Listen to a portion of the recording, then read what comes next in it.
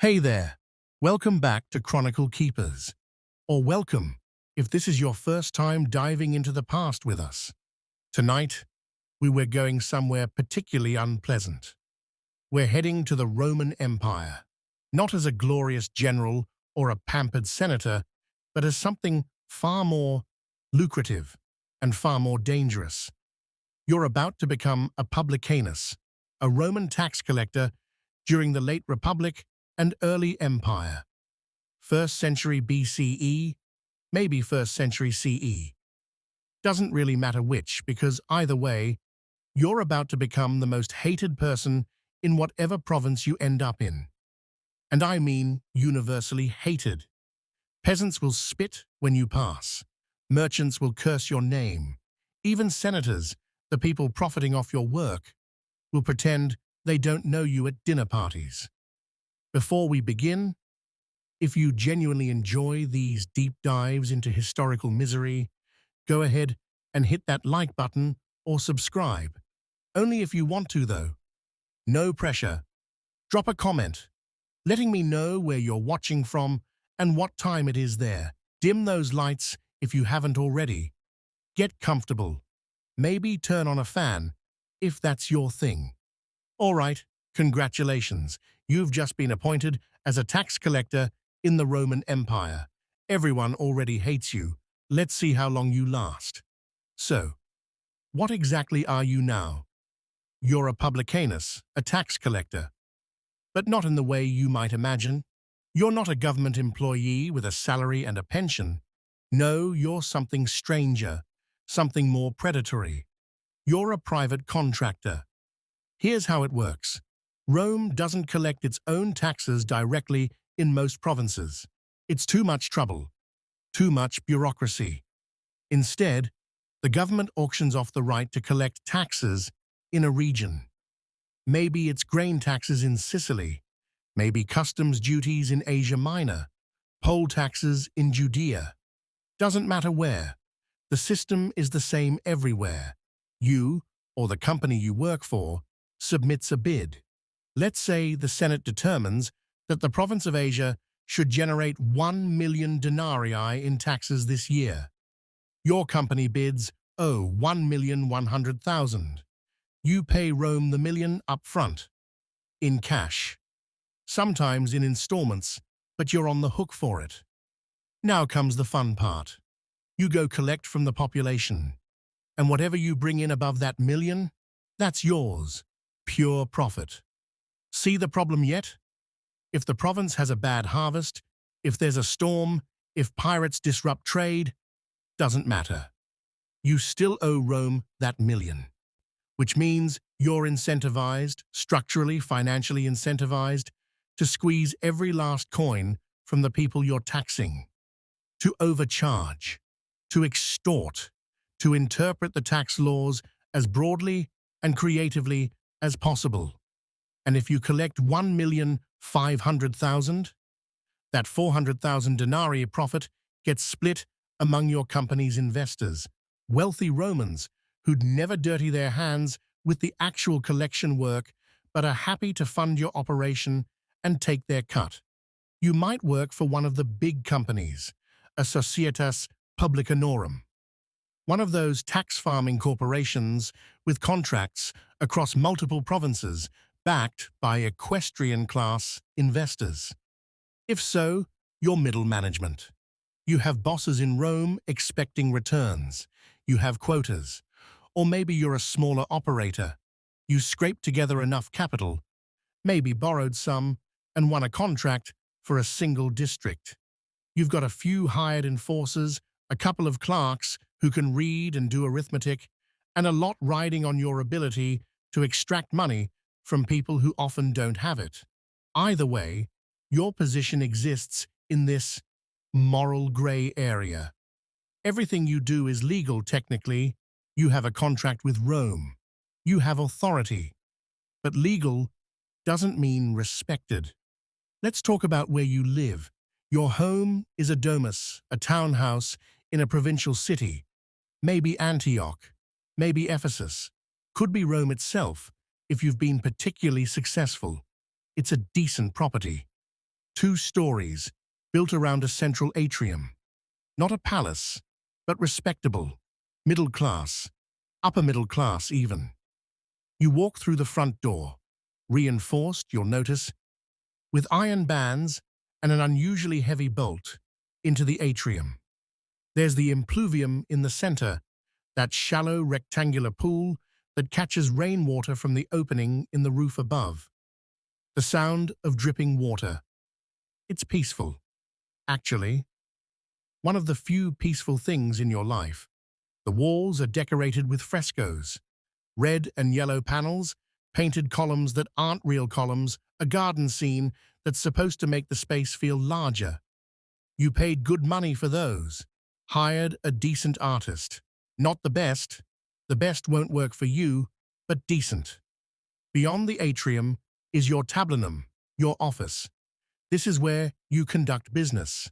Ledgers stacked on shelves, wax tablets, an abacus, a strongbox bolted to the floor because you don't trust anyone. Not entirely, not even your own slaves. To the side is the triclinium, the dining room. 3 couches arranged in a U-shape around a low table. The couches have carved wooden frames, cushions covered in fabric that cost more than most people earn in a year. You eat here, usually alone or with business associates, not friends. You don't really have friends. The cubicula, the bedrooms, are small, windowless rooms off the atrium and the back garden. Your master bedroom has a decent bed, wool-stuffed mattress, linens, a chest for your clothes, a small shrine to the household gods, the lares, though you're not sure they listen to prayers from men like you. If your house is large enough, there's a peristyle garden in back, columns around a small courtyard, some plants, maybe a fountain. It's nice. It really is. You've worked hard for this. It's supposed to feel like success, but there's something off about all of it. You're nouveau riche, new money, wealthy from exploitation, and everyone knows it. The furnishings are just a bit too expensive, a bit too showy. That imported citrus wood table from Mauritania, the one that cost as much as a small farm, it's beautiful, but it's trying too hard. The marble busts of Greek philosophers lining your atrium. You've never read their works, not really, but they look cultured, don't they? Old money Romans, the ones whose families have been in the Senate for generations. They look at your house and they know. They know what you are. They can smell the desperation, the social climbing, the fundamental truth that you've bought wealth, but you cannot, will not, ever buy respect. Because of what you do. Let's be clear about something. You are hated, not disliked, not frowned upon, hated, universally, viscerally. Your neighbors avoid eye contact. When you walk down the street, conversations stop. People turn away. Sometimes they spit, not at you directly, that might cause trouble, but near you. Near enough that the message is clear. You're not invited to social gatherings. No dinner parties with respectable families. No one wants you at their wedding. When there's a festival, a religious ceremony, you attend alone or not at all because your presence makes people uncomfortable. Children are warned to stay away from your house. Don't take anything from that man, mothers tell their sons. Don't even look at him. Here's the really twisted part. Even other disreputable professions look down on you. Gladiators, men who kill for entertainment. Actors, considered barely above the prostitutes in Roman society. They have more social standing than you. At least gladiators are entertaining. At least actors make people laugh or cry. You just take. So you live in your nice house, with your expensive furniture and your painted walls, in complete and total social isolation. And it's not just social discomfort you're dealing with. You need security. Real security. You've hired guards, Not respectable citizens, they wouldn't work for you anyway, but thugs, enforcers, ex-soldiers maybe, or just big men who know how to hurt people and aren't squeamish about who employs them. They stand at your door. They patrol at night. The windows are barred. Heavy iron grills. The doors, as we mentioned, reinforced. You sleep with a knife under your pillow, sometimes a gladius within arm's reach. Because assassination attempts? Those aren't theoretical. You've heard the stories. A tax collector in Capua stabbed in his bed, another poisoned at dinner, one found floating in the Tiber with his throat cut. Your family is at risk because of your profession. Your wife knows this. Your children know this. Speaking of your family, your wife married you for money, not for status. There's no status in being married to a publicanus. She's probably from a lower-class background herself, a freedwoman maybe, or a merchant's daughter, someone for whom your wealth represented upward mobility, even if it came with social poison. She doesn't love you. You're not sure you love her. It's a transaction, like everything else in your life. Your children, if you have them, will struggle. Your daughters will have trouble finding husbands. No respectable family wants the taint of association. Your sons? They'll probably follow you into tax collection. What else can they do? Other careers are functionally closed to them. The Senate won't have them. Military advancement will be limited. So they'll learn the family business and they'll inherit your wealth and your hatred. Family dinners are tense, quiet affairs. Everyone eating expensive food in a nice dining room, carrying the weight of social ostracism like a physical burden. You might try to keep your family separate from your work. Don't tell them the details. Don't bring business home. As if that makes a difference. As if everyone doesn't already know. So here you are, wealthy, powerful in a sense. You have authority, you have contracts, you have legal backing from Rome itself. And you are completely, utterly trapped. Trapped by the hatred. Trapped by the system that profits from your cruelty. Trapped by the fact that you've gone too far down this road to turn back. And there's nothing else you know how to do. The sun is rising. You can hear the city waking up outside your barred windows. Time to go to work. Hygiene, you're woken before dawn. Not by an alarm clock, obviously, but by one of your slaves. A young man named Marcus, or Davis, or something you barely remember because you own 6 of them, and they all blur together. He shakes your shoulder gently. Any more forceful, and you might wake up swinging. You've done that before. Domine, he murmurs. Master, you grunt. Sit up. Your back aches. Roman beds are not comfortable, not even expensive ones. The frame is wood, sometimes with decorative bronze fittings if you're trying to show off. The mattress is stuffed with wool or straw, covered with linen. There's no give to it. No support. You've been sleeping on what amounts to a padded board, and your body knows it. The room is small, stuffy. Your wife is beside you, still asleep or pretending to be.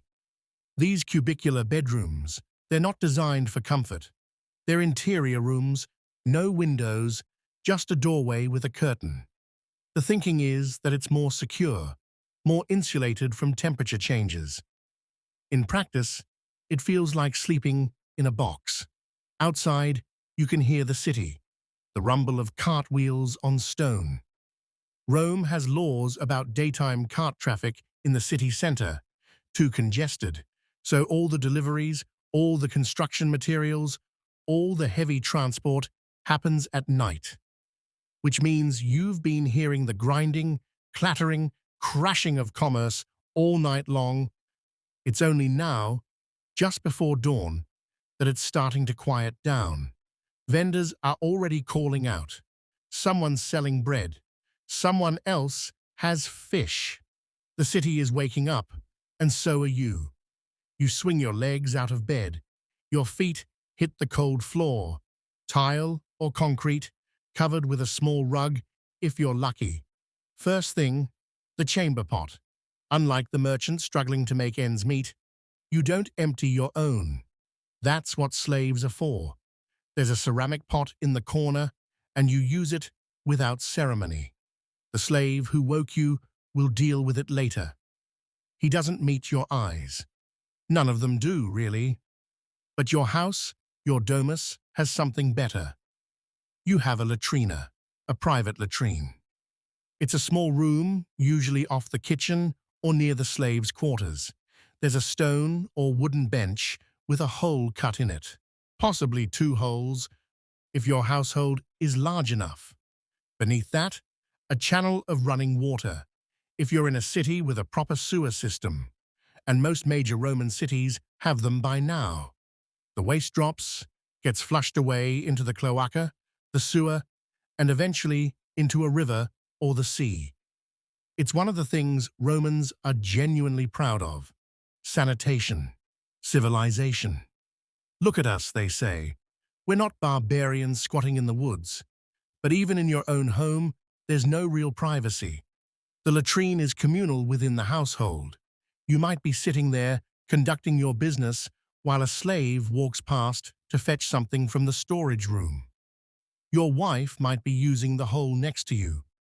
There are no doors, just an archway. Privacy isn't really a Roman concept, not the way we think of it. And then there's the wiping situation. You use a tessorium, a sponge on a stick. Yes, a sponge, attached to a wooden stick. It's sitting in a small trough of running water, or sometimes vinegar and salt water, meant to rinse it between uses. Shared, among the household. You use it, rinse it, put it back. Does it get fully clean? No, it does not. But this is the system. This is civilization. The smell is, well, it's better than it could be, thanks to the running water, but it's still a room where multiple people defecate, so let's not pretend it's pleasant. You finish your business and get out. Now bathing. Romans bathe regularly, daily if possible. It's a cornerstone of the culture. Cleanliness, public bathhouses as social centers, the whole routine. Most Romans go to the public thermae, the bath complexes. For many, it's the highlight of the day. You meet friends. You gossip, you conduct business, you exercise, you sweat, you soak. But you're a tax collector. So while you could go to the public baths, it's uncomfortable. People don't want to sit near you. They don't want to share the hot pool with you. Conversations die when you enter. So you've done what any wealthy, socially maladjusted Roman does. You've installed a small private bath in your home. It's not as grand as the public facilities. No massive caldarium with soaring ceilings, no giant heated pools, but it functions. You move through the sequence: frigidarium, tepidarium, caldarium, cold room, warm room, hot room. The cold room is just that, unheated, sometimes with a small plunge pool. You don't linger. The warm room is transitional, heated but not intensely. You're adjusting, letting your body prepare for the heat. And then the hot room, the caldarium. This is heated by a hypercaust, a system of channels under the floor, where hot air from a furnace circulates. The floor is almost too hot to stand on. You wear wooden sandals or walk carefully. The walls radiate heat. There's steam if water's been poured on the hot stones. It's intense, enveloping, almost suffocating. You sweat a lot. And then comes the scraping. Romans don't use soap, not the way we think of it. Instead, you coat your body with olive oil. The oil mixes with sweat, with dirt, with dead skin cells. And then A slave takes a strigil, a curved metal scraper, and methodically scrapes it all off. It's effective, actually, removes grime, exfoliates, but it's also slightly painful, especially if the slave isn't careful or is feeling resentful. The metal scrapes across your skin, peeling away layers of oil and filth in thick, yellowish streaks. Your slaves attend you throughout this process. They pour the oil, they do the scraping, they bring you water to rinse, they hand you linen towels, and you can feel it, their resentment, the hatred, simmering just beneath the surface of obedience. They touch you because they have to, not because they want to. One wrong move, one slip of the strigil, and they could hurt you. They don't. But the possibility hangs there, unspoken. If you went to the public baths, it would be worse. At least your own slaves are bound to you by law and self-interest. At a public bath, the attendants might accidentally scrape too hard. The water might be colder than it should be. Your belongings might go missing from the changing room. So you bathe at home, in your private facility, attended by people who hate you. Civilization. After bathing, grooming, your hair needs to be cut and styled. Beards are somewhat in fashion, depending on the emperor's preference, but you keep yours neat. Or maybe you're clean-shaven.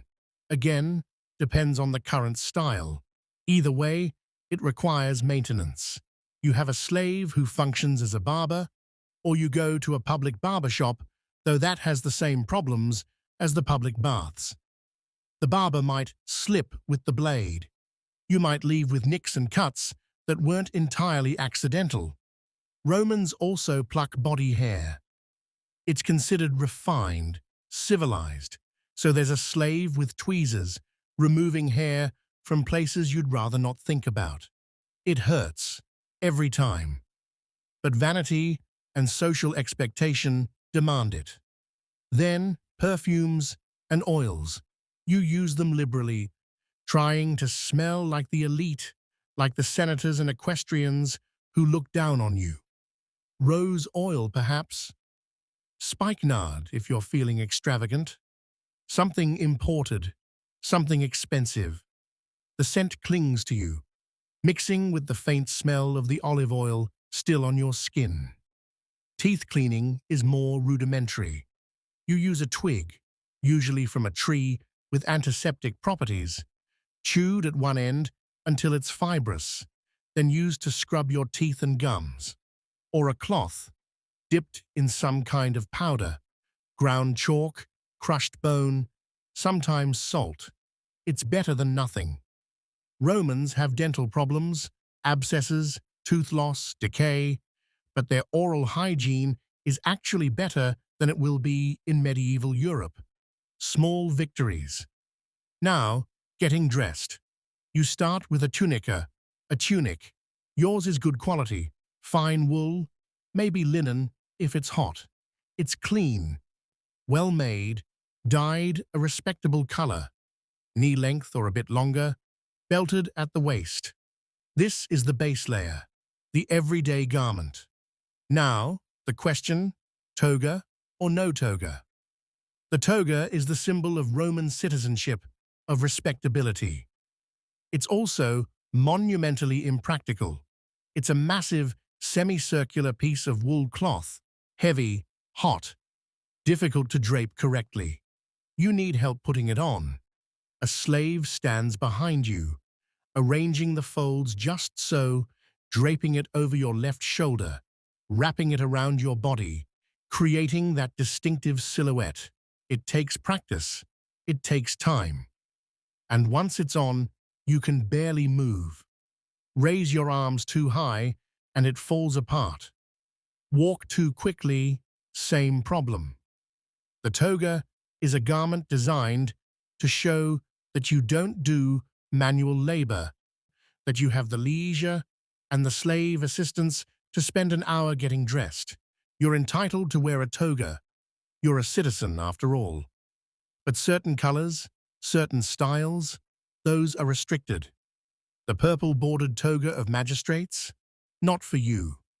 The pure white toga of candidates for office? Unlikely you'd run, and unlikelier you'd win.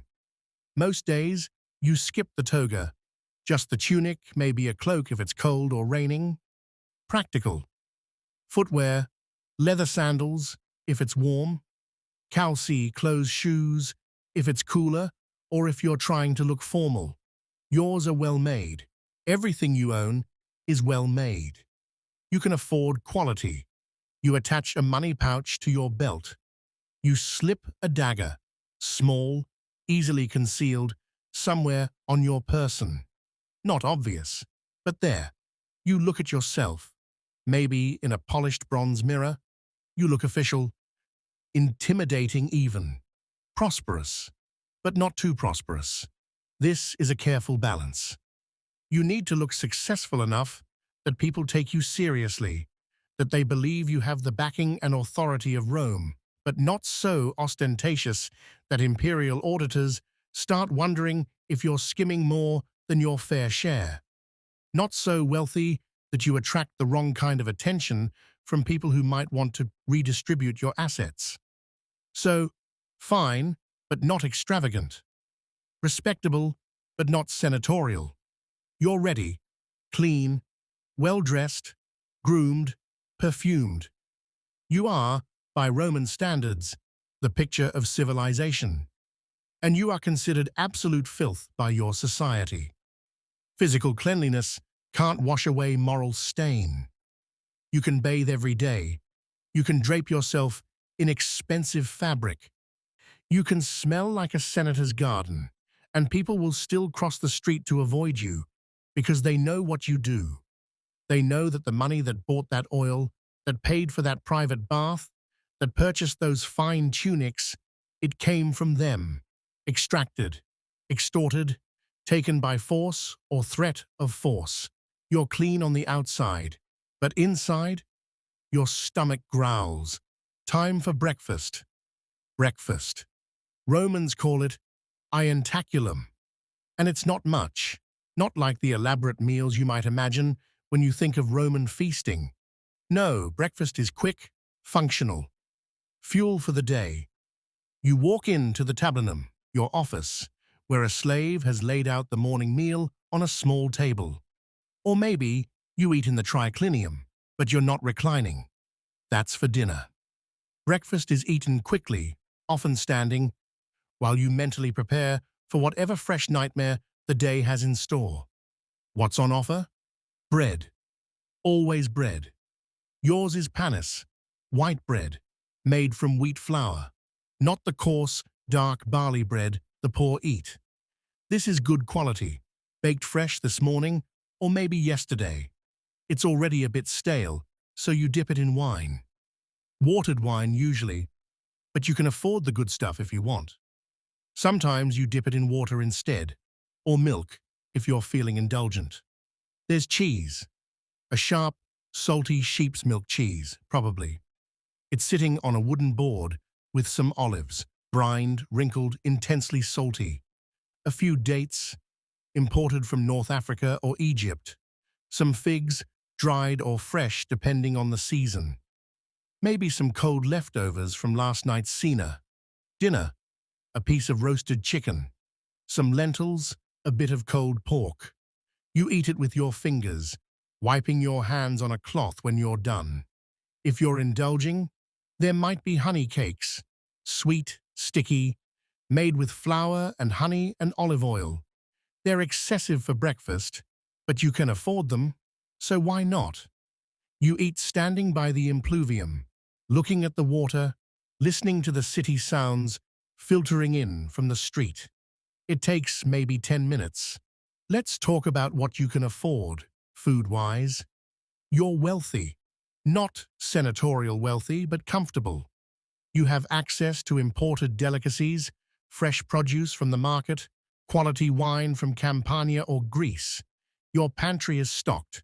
Your cellar has amphorae full of wine and oil and garum. Garum. If you know anything about Roman food, you know about garum.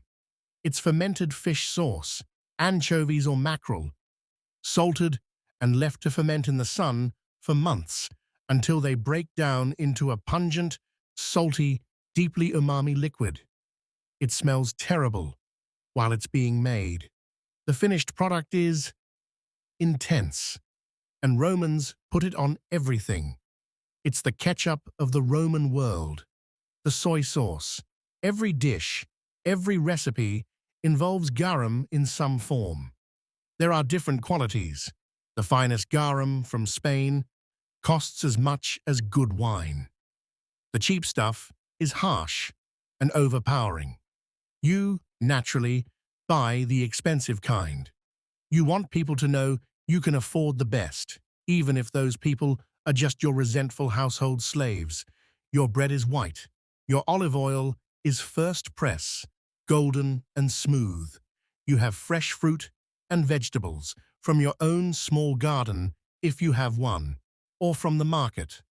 Apples, pears, grapes, lettuce, leeks, onions, cabbage, meat. You eat it regularly. Pork is common. Romans love pork. Sausages, roasted pork, pork stews, chicken, duck, game birds, sometimes rabbit or hare. Beef is less common, actually. Cattle are expensive, used for labor, not usually slaughtered for food unless they're old. But you've had beef. You can afford it. Fish, of course, if you're near the coast or a river. Fresh fish if you're lucky, salted or preserved if not. Roman culinary culture is elaborate. The dinner party, the cena, is the social event. For respectable Romans, it's where politics happens, where alliances are made, where you show off your refinement and your chef's skill. Multiple courses, reclining on couches, wine flowing, conversation and entertainment. Respectable Romans host these all the time. You're never invited, so you host your own. They're attended by other tax collectors, merchants who smell of garum and sweat, freedmen trying to claw their way into respectability, foreigners who don't understand Roman social hierarchies and don't realize that dining with you marks them as outsiders. Sometimes an actor or a gladiator, people as disreputable as you, just in different ways. You serve elaborate food. You try. You really do. Multiple courses. Gustatio, appetizers, prima mensa, main courses, secunda mensa, dessert. Dormice glazed with honey and rolled in poppy seeds, a delicacy, supposedly, though the idea of eating rodents makes some of your foreign guests uncomfortable. Roasted peacock or flamingo if you're really showing off. Sausages, shellfish, elaborate pastries, everything is heavily spiced. Pepper, cumin, coriander. Everything is sauced with garum or wine reductions or both. Romans love sweet and savory combinations. Honey on meat, fruit sauces on fish. It's a flavor profile that would seem bizarre to modern palates, but here, it's normal. The flavors are intense, salty from the garum and the brine and the preserved fish, sweet from honey and wine reductions and fruit, fermented, that deep, funky flavor from the garum and the aged cheeses and the wine. You're eating well. You're eating like a Roman gentleman, but everyone at your table knows they're at the rejects' dinner. Food preservation is essential in the ancient world. No refrigeration means everything is salted, smoked, pickled, or fermented. Garum is both a flavoring and a preservation method. Salt and fermentation keep fish edible for months. Pork is cured into ham and sausages. Vegetables are pickled in vinegar or brine. Fruit is dried. Honey is used as both a sweetener and a preservative. It's antimicrobial. Things stored in honey don't spoil. Wine is safer than water in many places, though Rome's aqueduct system provides relatively clean water. Still, you drink wine. Everyone does. It's watered down for daily consumption. Full-strength wine is for serious drinking or medicinal purposes. If you're very wealthy, you might have access to ice or snow stored in underground cellars and brought down from the mountains.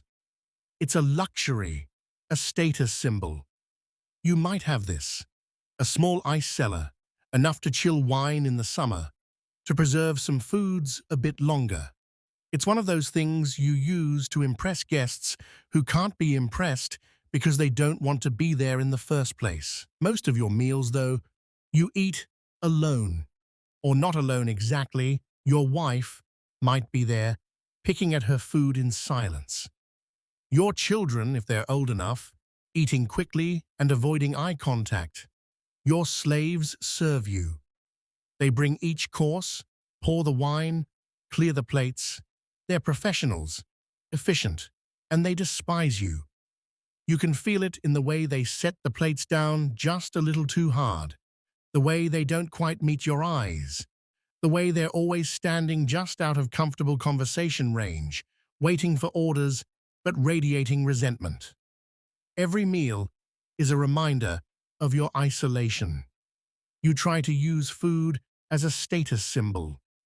Importing dates from Egypt. Look, exotic. Spices from the East. Expensive. The finest garum from Carthago Nova. Only the best. You mention these things casually to your dinner guests. Oh, this? Yes. It's from a particularly excellent producer in Spain. Cost a fortune to import, but you can taste the difference, can't you? Your guests, fellow outcasts, remember, nod politely. They don't care. They're here for the free food, and because they're just as socially isolated as you are. No amount of expensive food makes you respectable. A senator eating simple bread and cheese in his ancestral home has more dignity than you'll ever have, even if you serve dormice and peacock every night. And then there's the safety issue. Romans are slowly poisoning themselves and don't fully realize it. The water system, those magnificent aqueducts everyone's so proud of, they run through lead pipes, plumb bum, lead leaches into the water, not enough to kill you quickly, but over years, over a lifetime, it accumulates. Cooking vessels are sometimes lead-lined. And here's the worst part. Romans use lead acetate as a sweetener. They boil wine in lead pots to create defrutum, a concentrated sweet syrup. The lead gives it a particularly pleasant sweetness. You consume lead regularly. Everyone does.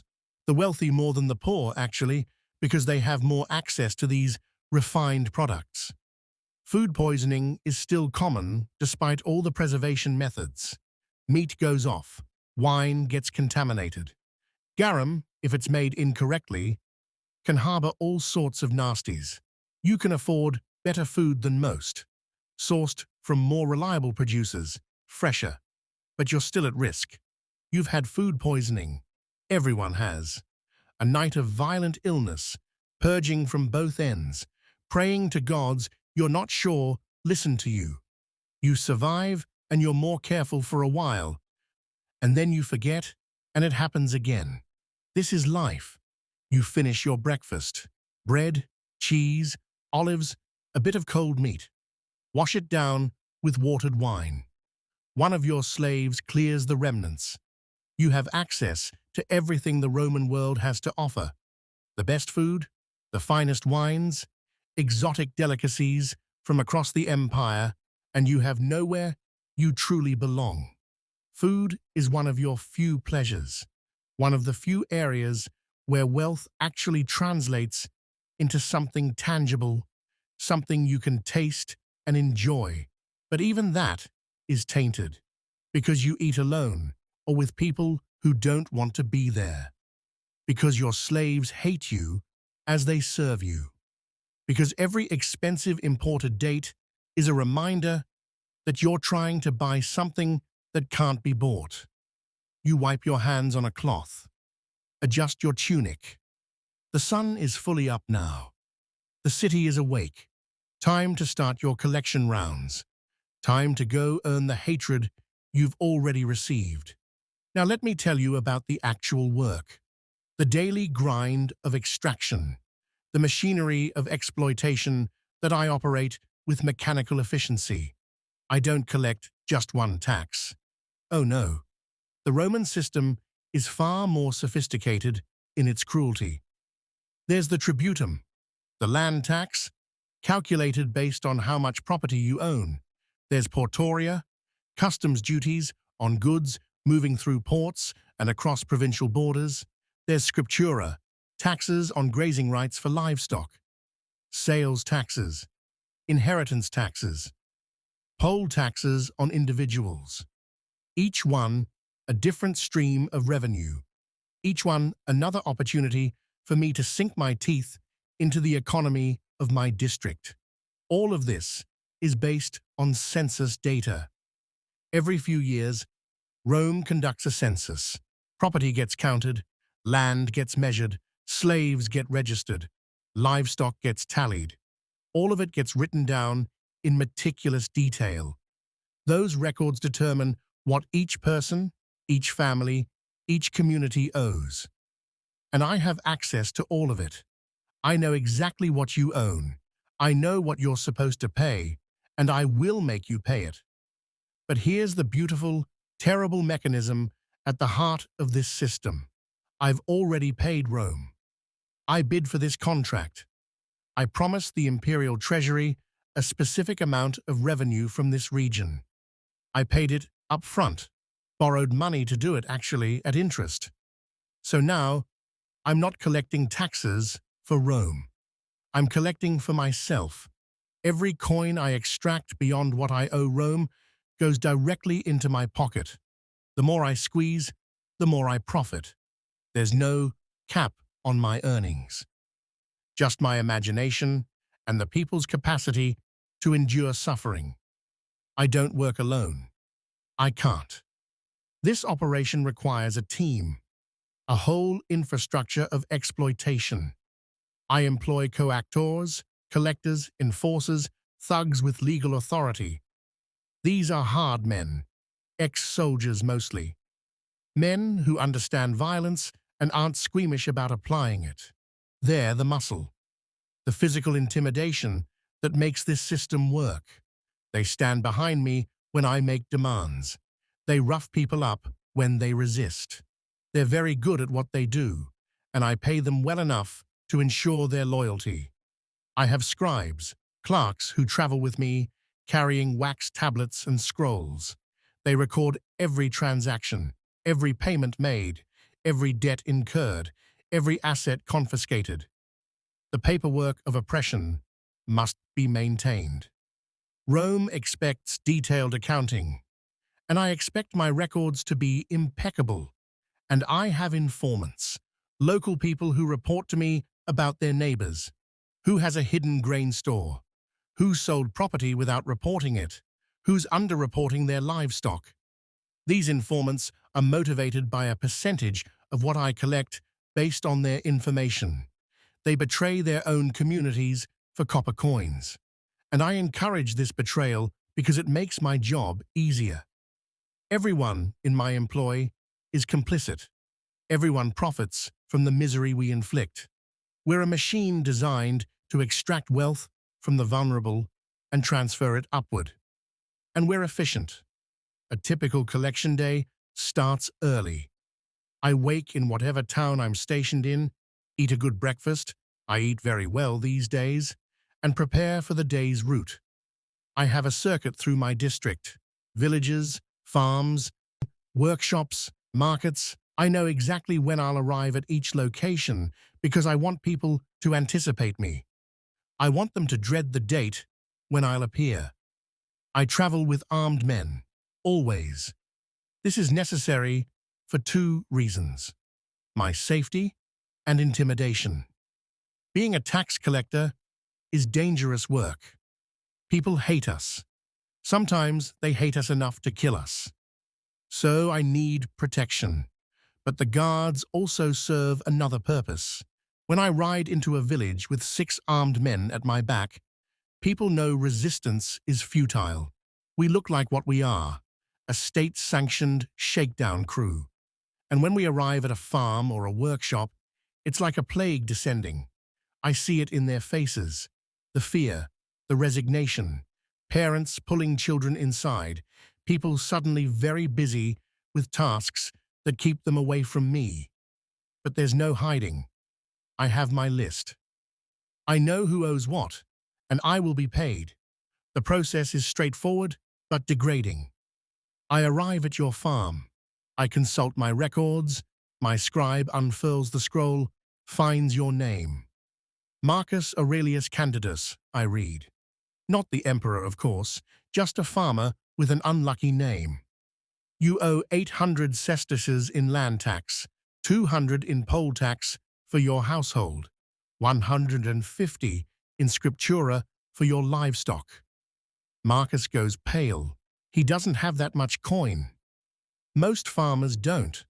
The economy in the provinces is still largely based on barter and goods, but Rome wants currency.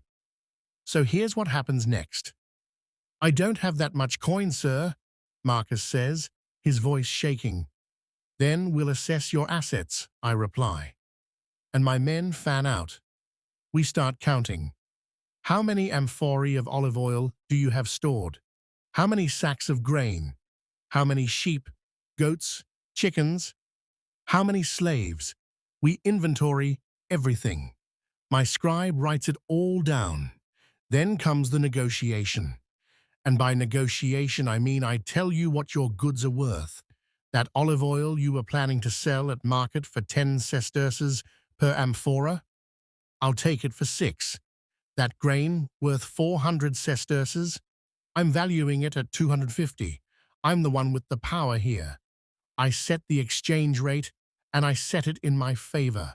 Always. If you still can't cover your full obligation, and most can't, I record the debt. You now owe me the balance, and it will accrue interest. This is technically illegal. The laws against usury are supposed to prevent this exact practice, but everyone does it anyway. Every publican charges interest on tax debts. It's understood, it's expected, and it's enormously profitable. If your debt grows too large, I have other options. I can take family members as collateral. Your son becomes my debt bondsman until you pay me back. He works for me or for someone I sell his labor to, and his wages go toward your debt. Except the debt never quite gets paid off, does it? There are always fees, always interest, always new obligations. And if you truly can't pay, if you have nothing left to give, I can sell you into slavery, you, your wife, your children. I have that legal authority. The state has given me the power to destroy your entire family because you couldn't meet a tax obligation that I'm using to profit. Let me be clear. I use all of these methods regularly. People resist, of course. They try to hide assets. They lie about what they own. That's why I need informants. That's why we search properties. We go through homes, barns, workshops. We look for hidden grain stores, buried coin, undeclared property. We violate privacy as a matter of course.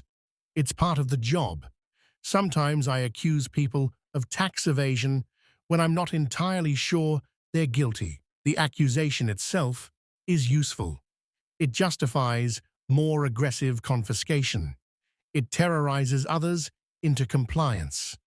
Fear is a tool I use deliberately. When people resist, really resist, things get violent. I've watched my captores beat men in front of their families for refusing to let us search their homes. I've watched them drag people from their houses. I've seen blood on farmhouse floors. And here's the thing. I ordered it. Not explicitly. Usually, I just nod. Or I say something like, make sure he understands the seriousness of tax evasion.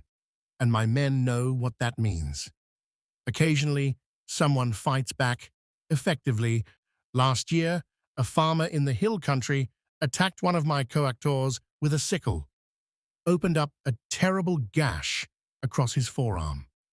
We subdued the farmer, 5 men against 1. It wasn't a fair fight, and I had him arrested. He was executed. His family lost everything. I took his farm, his goods, his slaves. His wife and children disappeared into destitution, all because he couldn't pay his taxes and fought back when we came to take what little he had left. That incident terrified me. I could have been the one he attacked. This job is dangerous. I think about that constantly now.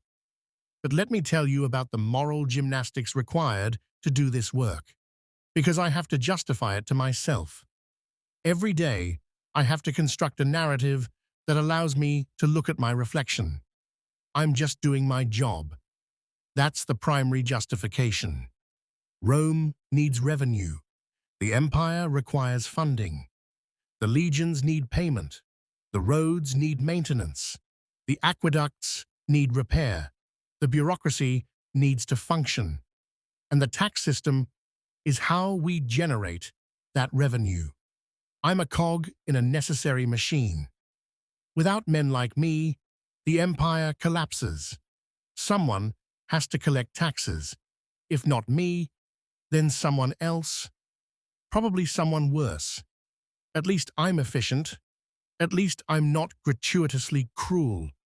I take what I'm owed and move on. Other publicans torture people for entertainment. They rape women. They burn homes. I don't do those things. So really, the people in my district should be grateful it's me and not someone worse.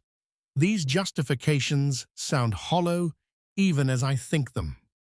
Because I know what I am. I see it in the faces of the people I exploit. I watch children cry as I inventory their families' grain stores and take half of it. I watch women plead with me to leave them enough food to survive the winter. I watch men break down as I take their livestock, knowing they won't be able to work their land next season without oxen. I destroyed a family last month, completely destroyed them. They owed back taxes from 3 years of failed harvests. The debt had compounded with interest. They owed more than their farm was worth. So I took the farm. I took their slaves. I took their movable property.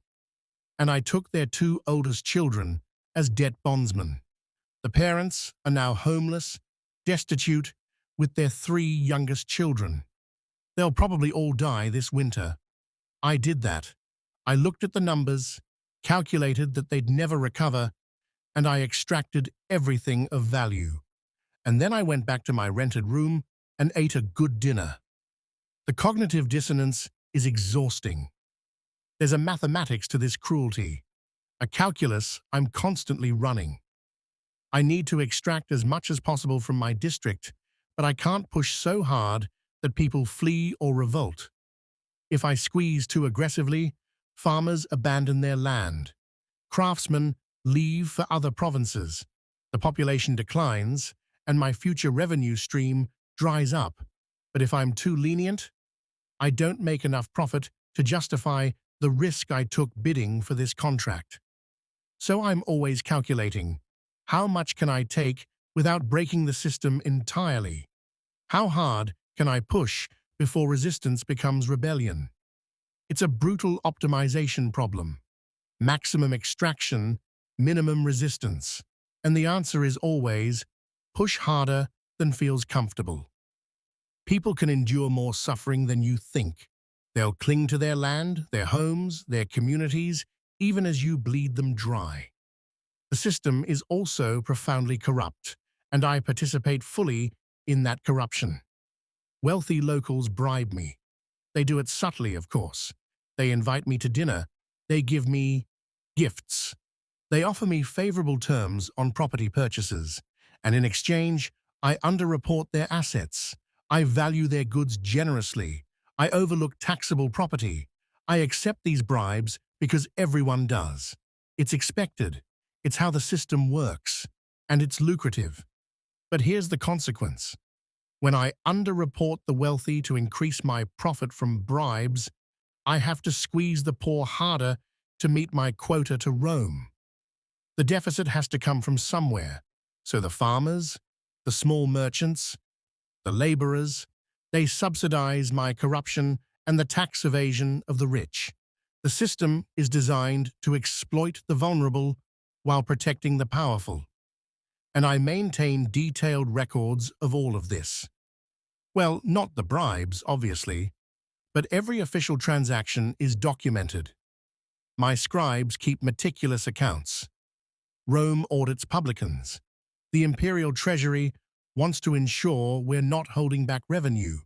So I have to maintain a legitimate paper trail that shows I'm collecting what I should, paying what I owe, and not profiteering excessively. This requires creative accounting. I hide my profit margins. I categorize bribes as administrative fees or property assessments. I inflate my operating costs. It's technically fraud, but it's how every publican operates. The trick is to steal enough to get rich without stealing so much that Rome investigates. So here I am. I wake up every morning and prepare to ruin lives for profit. I've become efficient at it, good at it even. I know exactly how much pressure to apply.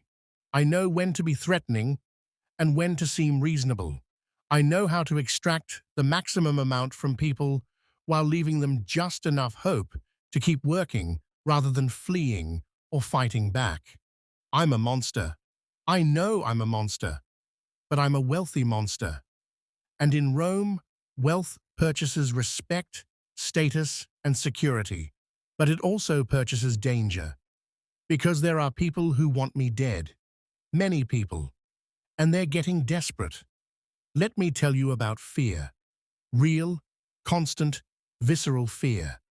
The kind that wakes you in the night with your heart hammering. The kind that makes you flinch at shadows. Because here's the truth about being a tax collector in the Roman Empire. Everyone wants you dead.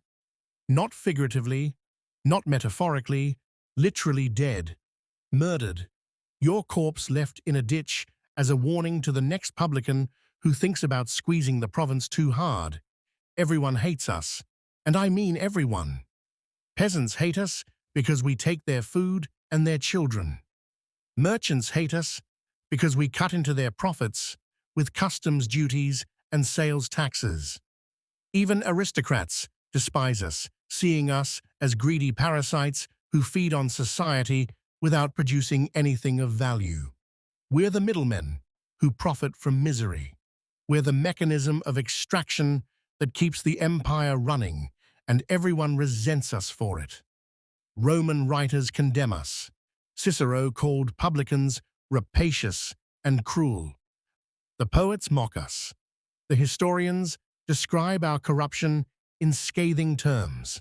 We're cultural villains, the embodiment of greed and exploitation.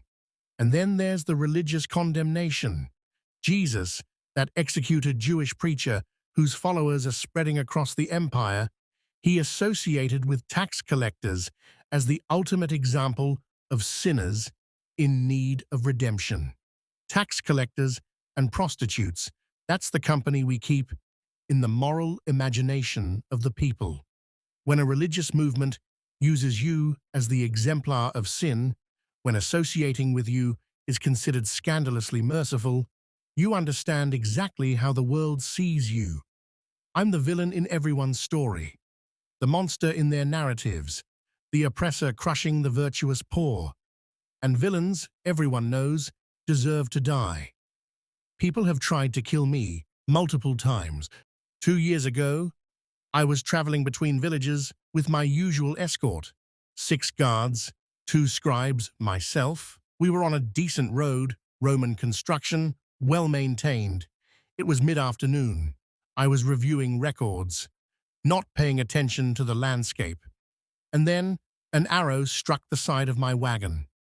Just missed my head by inches. embedded itself in the wooden frame right beside me.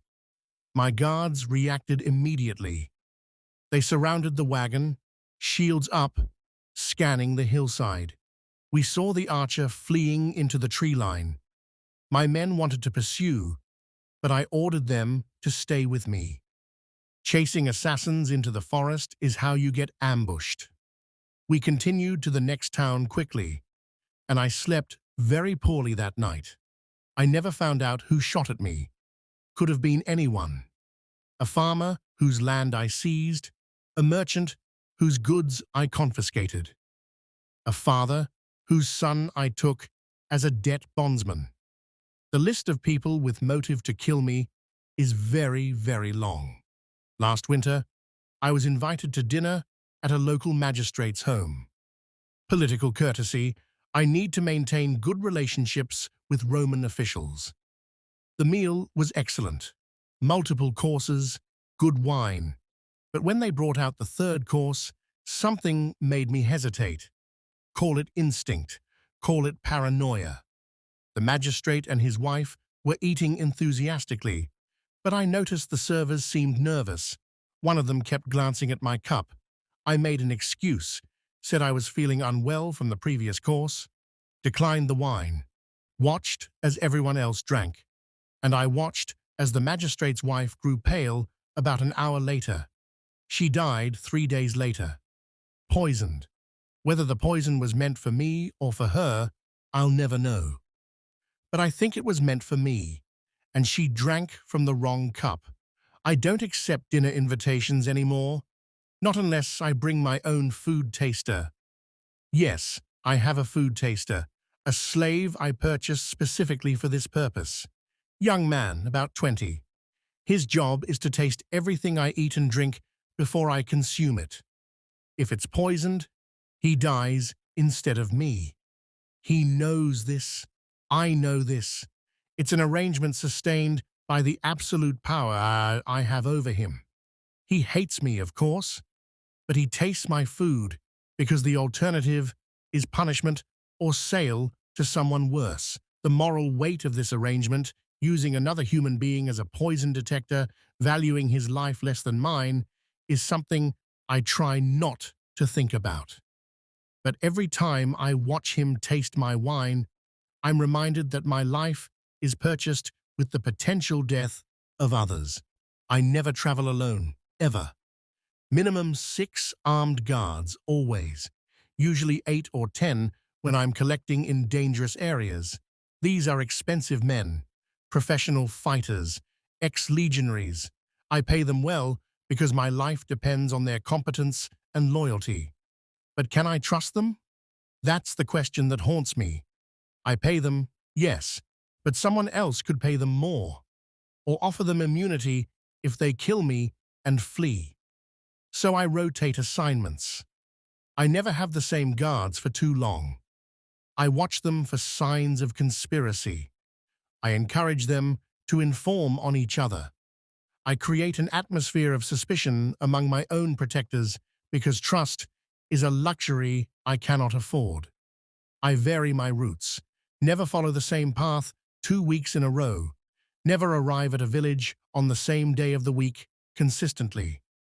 Predictability is death. Assassins need to know where you'll be and when.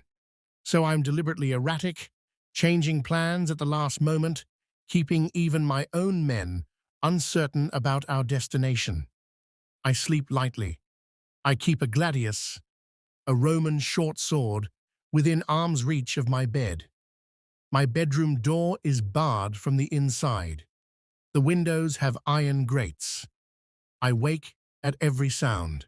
A dog barking in the distance, wind rattling shutters, footsteps in the hall. I've probably lost years of my life to sleep deprivation, but alert and exhausted is better than relaxed and dead.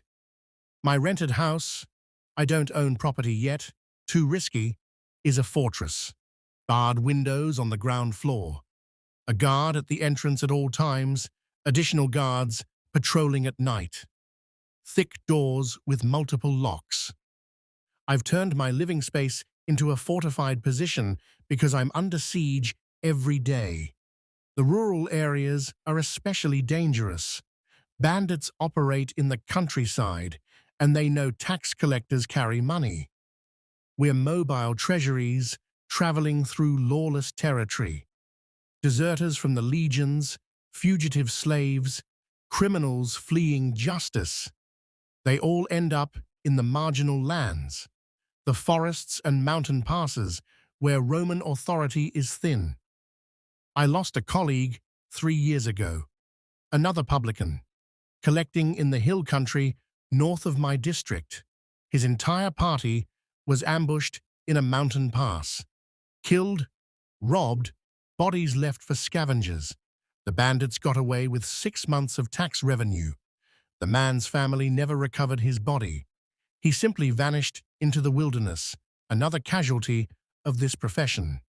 The roads help, of course. Roman roads are magnificent, paved, maintained, with milestones and way stations. But Roman roads don't go everywhere.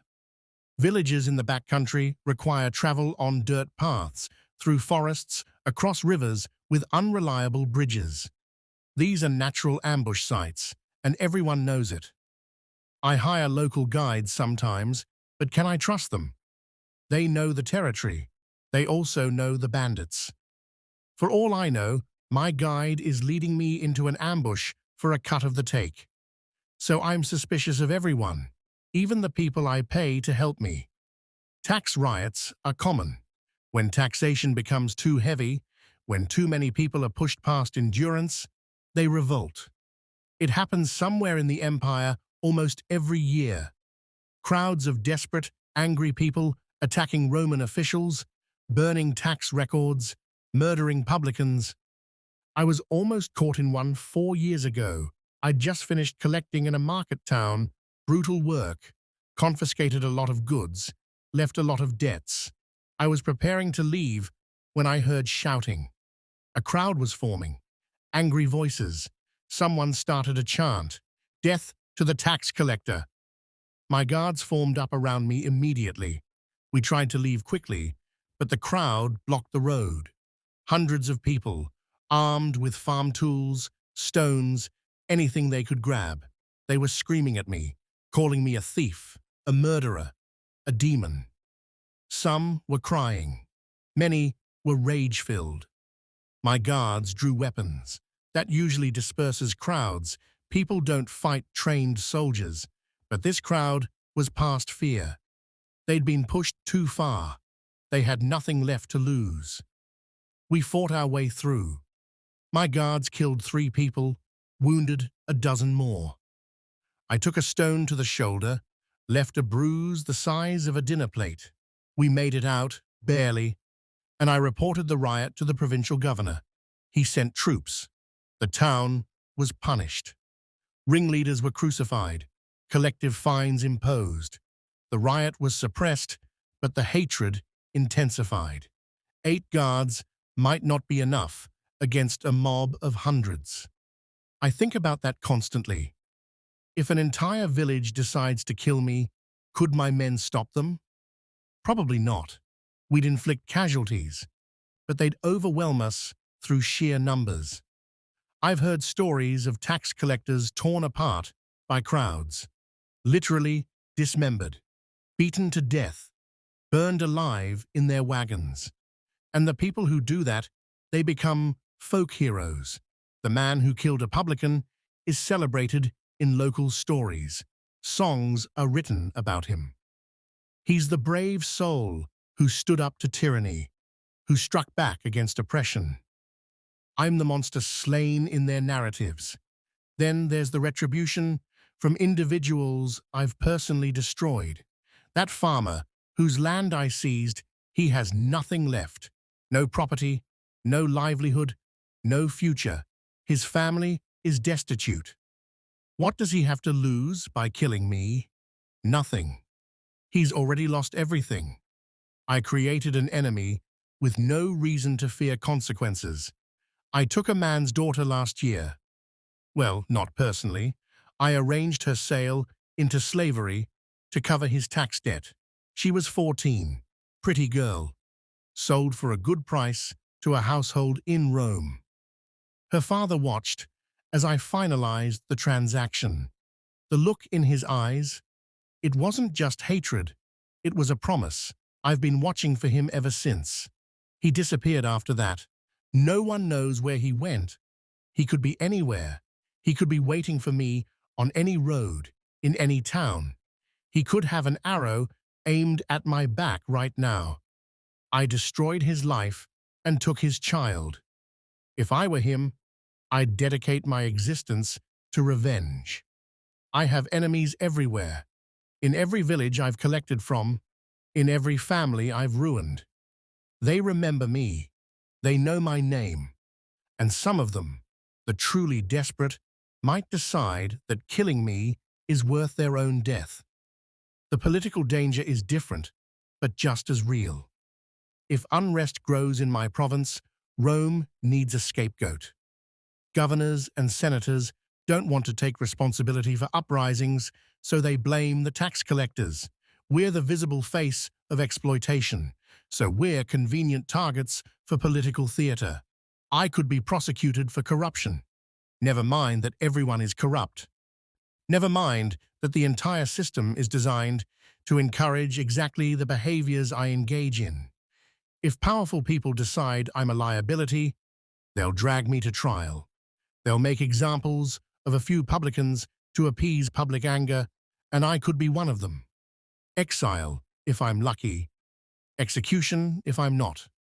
Or stripped of citizenship and enslaved, the ultimate humiliation for a Roman citizen. I'm protected only as long as I'm useful. The moment I become inconvenient, I'm disposable. So I protect myself through corruption. I pay local officials to overlook my methods, monthly bribes to the magistrates, gifts to the governor's staff, favorable terms to anyone with political influence. It's expensive, but it's necessary. These payments purchase a buffer between me and accountability. I also pay criminal gangs. Yes, criminal gangs. Protection money, they call it, though it's really extortion. Local crime bosses control territory, and if I don't pay them, they make my work impossible. My shipments get raided. My guards get attacked. My informants disappear. So I pay them. And in exchange, they leave me alone, and sometimes even help me by dealing with rivals or threats. I'm caught in overlapping webs of corruption. I pay officials. I pay criminals. I pay informants. I pay guards. Everyone has their hand out, and I must pay them all or risk losing the protection that keeps me alive and operating. And then there are the everyday dangers that have nothing to do with human malice. Disease. Constant travel exposes me to every illness circulating through the province. Last summer, malaria swept through the coastal regions. I was collecting near the marshes when people started falling sick. Half my team got infected. 2 died. I survived, though I spent 2 weeks in a fever delirium, certain I was dying. Plague outbreaks happen. When they do, everyone who travels is at risk. Water sources get contaminated. Food spoils in the heat. I've seen dysentery kill half a garrison in a matter of weeks. Traveling from town to town, eating and drinking in different locations, I'm constantly exposed to potential disease vectors. Accidents happen too. Wagon wheels break, horses stumble, bridges collapse. I nearly drowned crossing a swollen river during spring floods. The ford that locals assured me was safe turned out to be treacherous. My horse lost its footing. I was swept downstream, managed to grab an overhanging branch and pull myself to shore. Lost a wagon with tax records and confiscated goods. Lost 2 guards who drowned. But I survived. Exposure to weather is brutal. Summer heat in the Mediterranean provinces can kill. I've seen men die of heat stroke. Winter cold in the highlands is equally dangerous. I've collected in mountain villages where the snow is waist deep and the temperature drops below freezing at night. Frostbite, hypothermia. These aren't abstract concerns, they're constant threats. The psychological toll of this constant vigilance is immense. I can't relax, ever. Every stranger is a potential assassin. Every meal could be poisoned. Every journey could be my last. I'm always scanning crowds for threats, always planning escape routes, always calculating risks.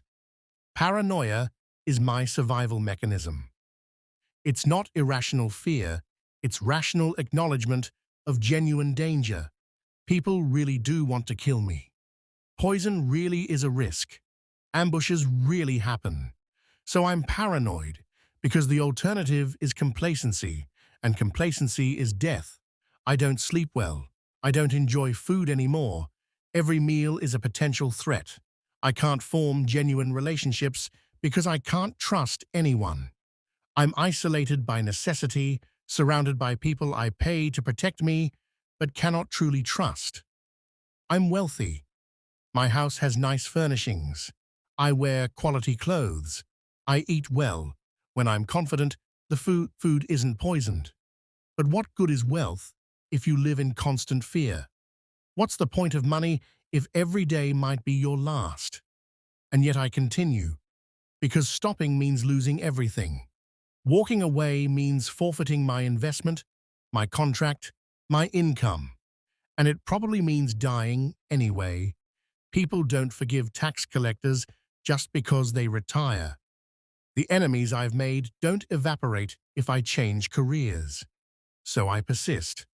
I wake up every morning, check that my guards are in position, have my food taster sample my breakfast, arm myself, and go out to continue extracting wealth from desperate people who hate me. I'm trapped, not by chains or prison walls, but by the logic of the system I've entered. I can't go back.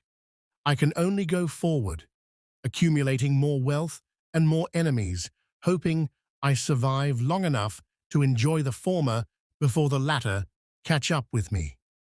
But there's another danger I haven't mentioned yet. One that's perhaps more insidious than assassins or riots.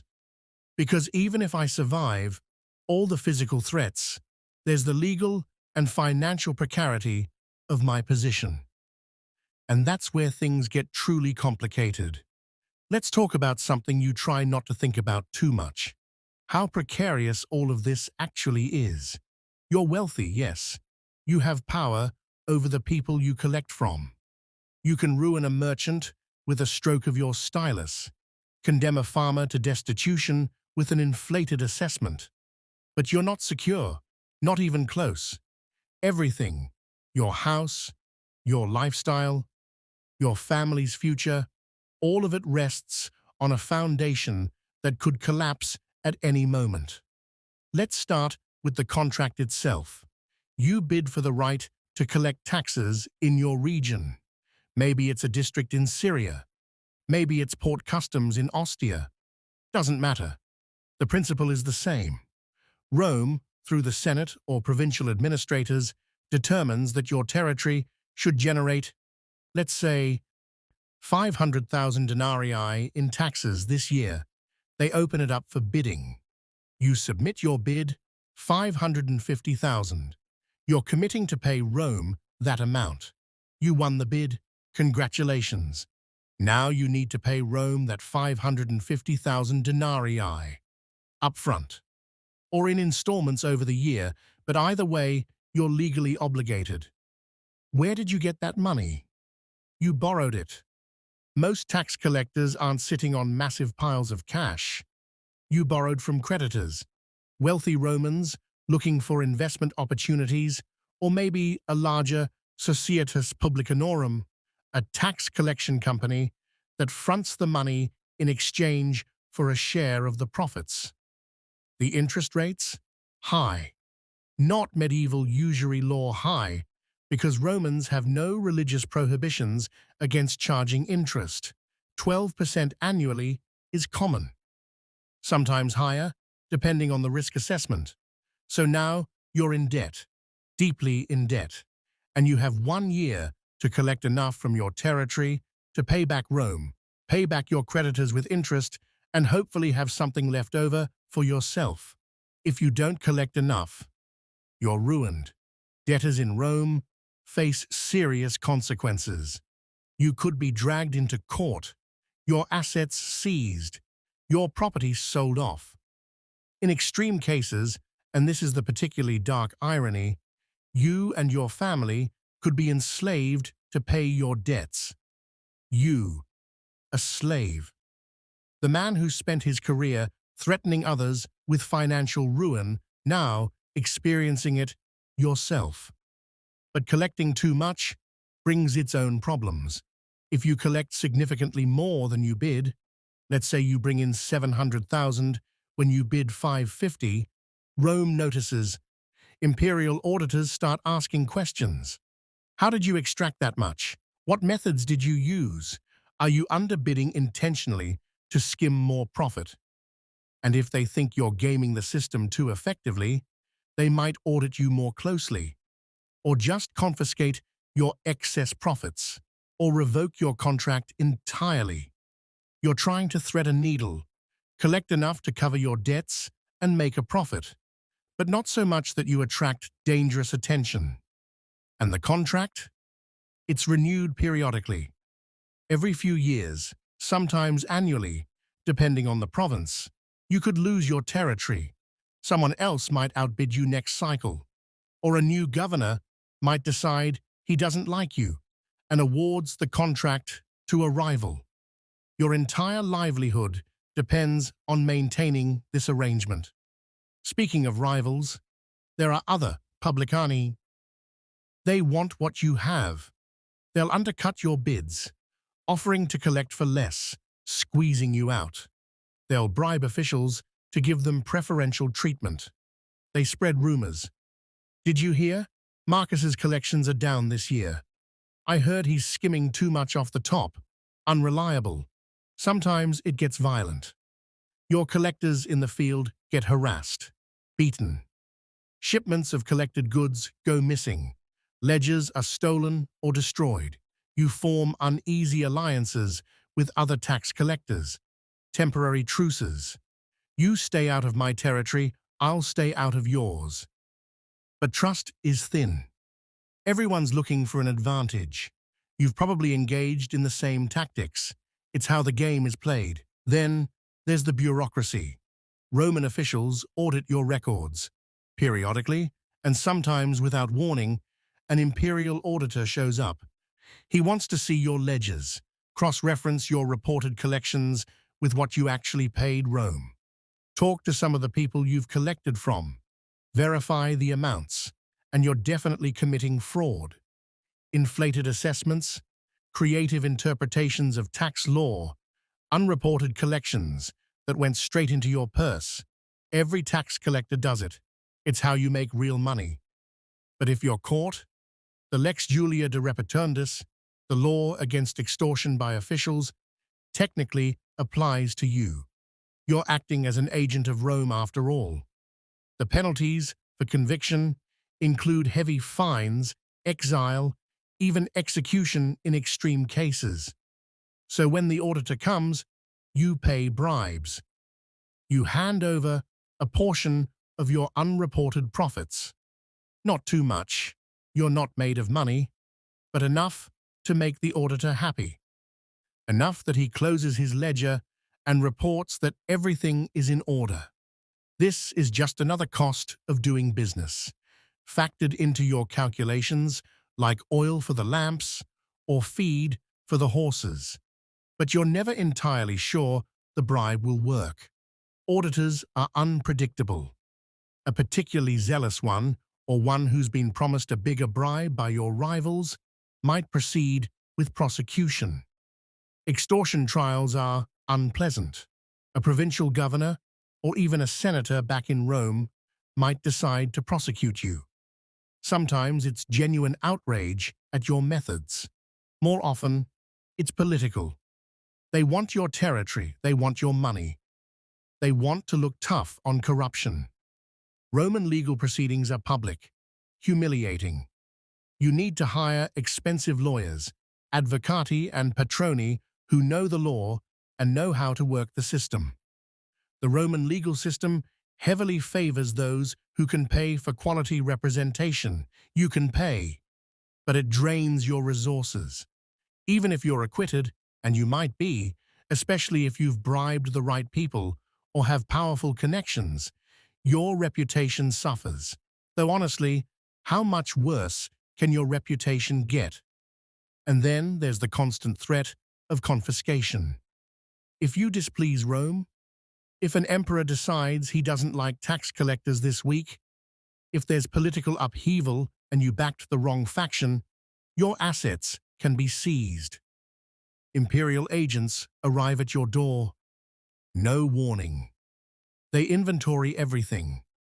Your house, your slaves, your money, your goods in storage. All of it becomes property of the state. You have limited legal recourse. You can petition. You can try to claim the seizure was unlawful, but you're fighting the government. The government usually wins. Your wealth is never truly secure. Now, provincial governors, they oversee your operations.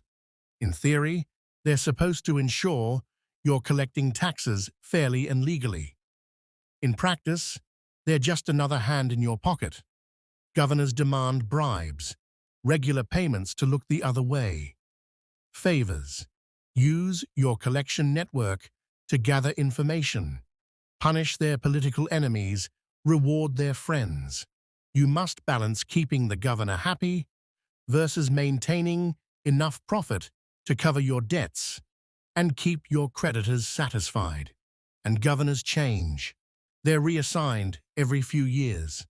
A new governor means new negotiations, new bribes, new demands. Maybe the new governor doesn't like the arrangement you had with his predecessor. Maybe he wants more. Maybe he's decided that tax collectors are a scourge and he's going to crack down.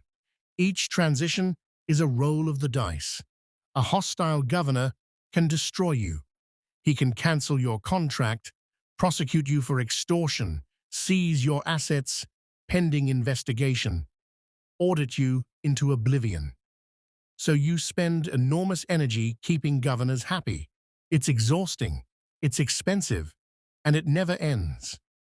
If you work for a larger company, a societas publicanorum, your situation is even more precarious. You're not the owner. You're a contractor, an agent. You collect on behalf of the company. They front the money to pay Rome, and you get a salary plus a percentage of the profits. But the company can fire you. One bad quarter, one complaint from a governor, one internal political shift, and you're out. No severance, no pension. You're left with nothing.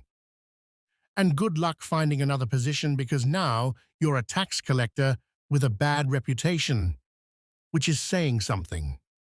Internal company politics are vicious. Rival agents competing for the same territories.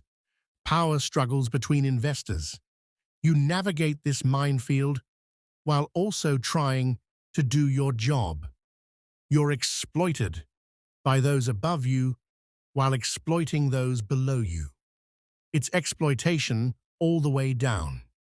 Then there are the practical problems of currency and payment. You collect taxes in a mix of coin and goods. A farmer might pay in grain, a merchant in olive oil or wine. You need to convert these goods to cash, sell them, or transport them to Rome, or to the company's warehouses. Every transaction is a risk. Goods can spoil, shipments can be robbed, warehouses can burn down. The currency itself is problematic. You receive payment in Roman denarii, sestertii, asses. But not all coins are created equal. Some are clipped Someone's shaved metal off the edges. Some are counterfeits, plated bronze, made to look like silver. Some are debased. The government's been reducing the silver content over the years. You need to assess coin quality constantly. Weigh them, test them, reject the bad ones, though that makes people angry. Transporting large amounts of money is dangerous. You're moving thousands, sometimes hundreds of thousands of denarii across Roman roads. Bandits are a constant threat. Pirates, if you're moving money by sea, you hire guards, armed escorts, but they're expensive, and there's always the risk that the guards themselves will rob you and disappear. Every step of this operation is fraught with risk. And for what? Let's talk about inheritance, your legacy. You're accumulating wealth. That's the whole point, right? Build something. Leave something for your children. But your wealth is tainted. Respectable families won't intermarry with yours. Your sons will follow you into tax collection because other careers are effectively closed to them. Your daughters will marry other disreputable nouveau riches. And when you die, your estate might be contested. Creditors will appear, claiming you owe them more than you recorded. The government might decide you skimmed too much, posthumously audit you, and seize assets from your heirs. You're working yourself to exhaustion, living in constant fear, accumulating a fortune that might evaporate, to pass on a cursed legacy. Your children will inherit your profession and your social stigma. Was it worth it? Bankruptcy is common among tax collectors. Bad harvests reduce what you can collect. People can't pay taxes on crops that didn't grow. Wars and civil unrest disrupt operations. Armies march through your territory, requisitioning supplies, disrupting trade. One miscalculation, overbidding on a contract, underestimating collection difficulties, trusting the wrong business partner, and you lose everything. Many publicani go bankrupt. It's almost expected. The system is designed to extract maximum profit from everyone involved, and eventually it chews people up. You could end up enslaved for debt. You, the tax collector, the man who threatened farmers and merchants with ruin, now experiencing it yourself. The ultimate irony. You lie awake some nights thinking about this. The precarity, the vulnerability. The fact that everything you've built could vanish tomorrow. You exploit others, but you're also being exploited. You have power over the peasants and merchants in your territory, but you're under the thumb of creditors, governors, auditors, and Rome itself. You're a middleman, and middlemen are expendable. The sun is setting. You've survived another day. Tomorrow you'll do it all again, assuming you still have a contract, assuming your creditors don't call in your debts, assuming the governor doesn't decide to make an example of you. But tonight, in your reinforced house, with your guards at the door and your tainted wealth surrounding you, you're alone with the knowledge of how fragile this all is. Let's talk about where you actually stand in Roman society, because it's not where your money would suggest. Roman society is rigidly stratified. At the top, senators, old families, hereditary wealth, political power. Below them, equestrians, the wealthy business class. Then plebeians, common citizens. Then freedmen, former slaves. And at the bottom, slaves. You're probably an equestrian if you're wealthy enough. Maybe just a wealthy plebeian. Your financial status puts you in the upper tiers. But your profession? That places you somewhere near the bottom. You have money, lots of it potentially, but you have no dignitas, no dignity, no honor. These things matter in Rome. They matter more than money in some ways. There's a concept in Roman law and society called infamia, legal and social disgrace attached to certain professions and behaviors. Actors have it, gladiators, prostitutes, people who've been convicted of certain crimes, and tax collectors. Infamia means you're marked, tainted.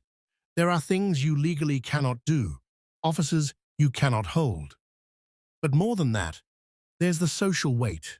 Everyone knows. Everyone treats you accordingly. You're not invited to respectable dinner parties. Remember those cene we talked about? Those elaborate dinners where politics happens, where alliances are formed, where culture is discussed over multiple courses and flowing wine. You're not invited. A senator hosting a dinner party doesn't want you there. Your presence would embarrass him in front of his other guests. It would suggest he associates with your kind, even if you've done business together, even if he's profiting from your tax collections, taking his cut as an investor in your societas publicanorum. In private, he'll take your money. In public, he doesn't know you. Social clubs, professional associations, religious colleges, you're excluded from all of it. The elite spaces where Romans network, where they build political capital, where they establish themselves as respectable members of society, those doors are closed to you. You're persona non grata, an unwelcome person. Even at public events, theater performances, gladiatorial games, chariot races, people don't want to sit near you. They see you coming and shift away, find seats in a different section. You paid for your seat just like everyone else, maybe paid more. But you sit alone or surrounded only by other outcasts. The contempt is public, overt. Walk through Pompeii before Vesuvius buries it, and you'll find graffiti on the walls, insults, political slogans, declarations of love, and mockery of tax collectors. Curse the publicani, someone scratched into a wall. May the tax collector choke on his own coins. Playwrights make you the villain. Plautus wrote comedies where tax collectors are greedy, stupid, easily fooled. The audience laughs. They love seeing you humiliated on stage. Cicero, the great orator, gives speeches where he uses tax collector as an insult, as shorthand for greed and moral corruption. You're a stock villain in Roman culture, the man everyone loves to hate. Children are told cautionary tales. Don't be greedy like the publicanus. Don't take what isn't yours, or you'll end up like them, wealthy but despised, alone and cursed. You're the monster in their stories. Then there's the moral and religious dimension.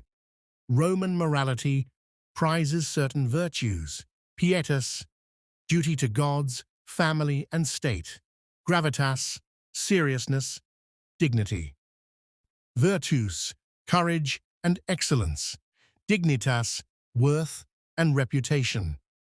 Tax collecting embodies the opposite: greed, cruelty, dishonor. You're seen as un-Roman, a corruption of traditional values. The old moralists, the ones who romanticize the simple farmer-soldier republic, they point to people like you as evidence of Rome's decline. This is what we've become, they say, a society that tolerates such men. And it gets worse with the rise of Christianity. In the Gospels, tax collectors are sinners. Explicitly, they're grouped with prostitutes and thieves. Matthew the Apostle was a tax collector before he followed Jesus, and his profession is presented as something shameful, something he had to abandon to find redemption.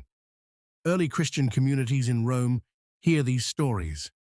Tax collectors are the villains, the exploiters, the ones Jesus condemned. You might not care about this new cult, but it's spreading, and it's adding a religious dimension to the hatred you already face. Moral philosophers, Stoics, Epicureans, they condemn your profession too. You're an example of lives poorly lived, of choosing wealth over virtue. Your family suffers with you. Your wife endures social snubs. She goes to the market, and other women turn away. She's not invited to gatherings. Former friends avoid her. She married you knowing what you were, but living it is different. The daily humiliation, the isolation. She might resent you for it. Your children have it worse. They're bullied. Other children, taking cues from their parents, mock them. Your father steals from people. Your family is cursed. Don't play with them. They're tainted. Your sons will follow you into tax collection because what else can they do? Their name is already ruined. No respectable career path will accept them.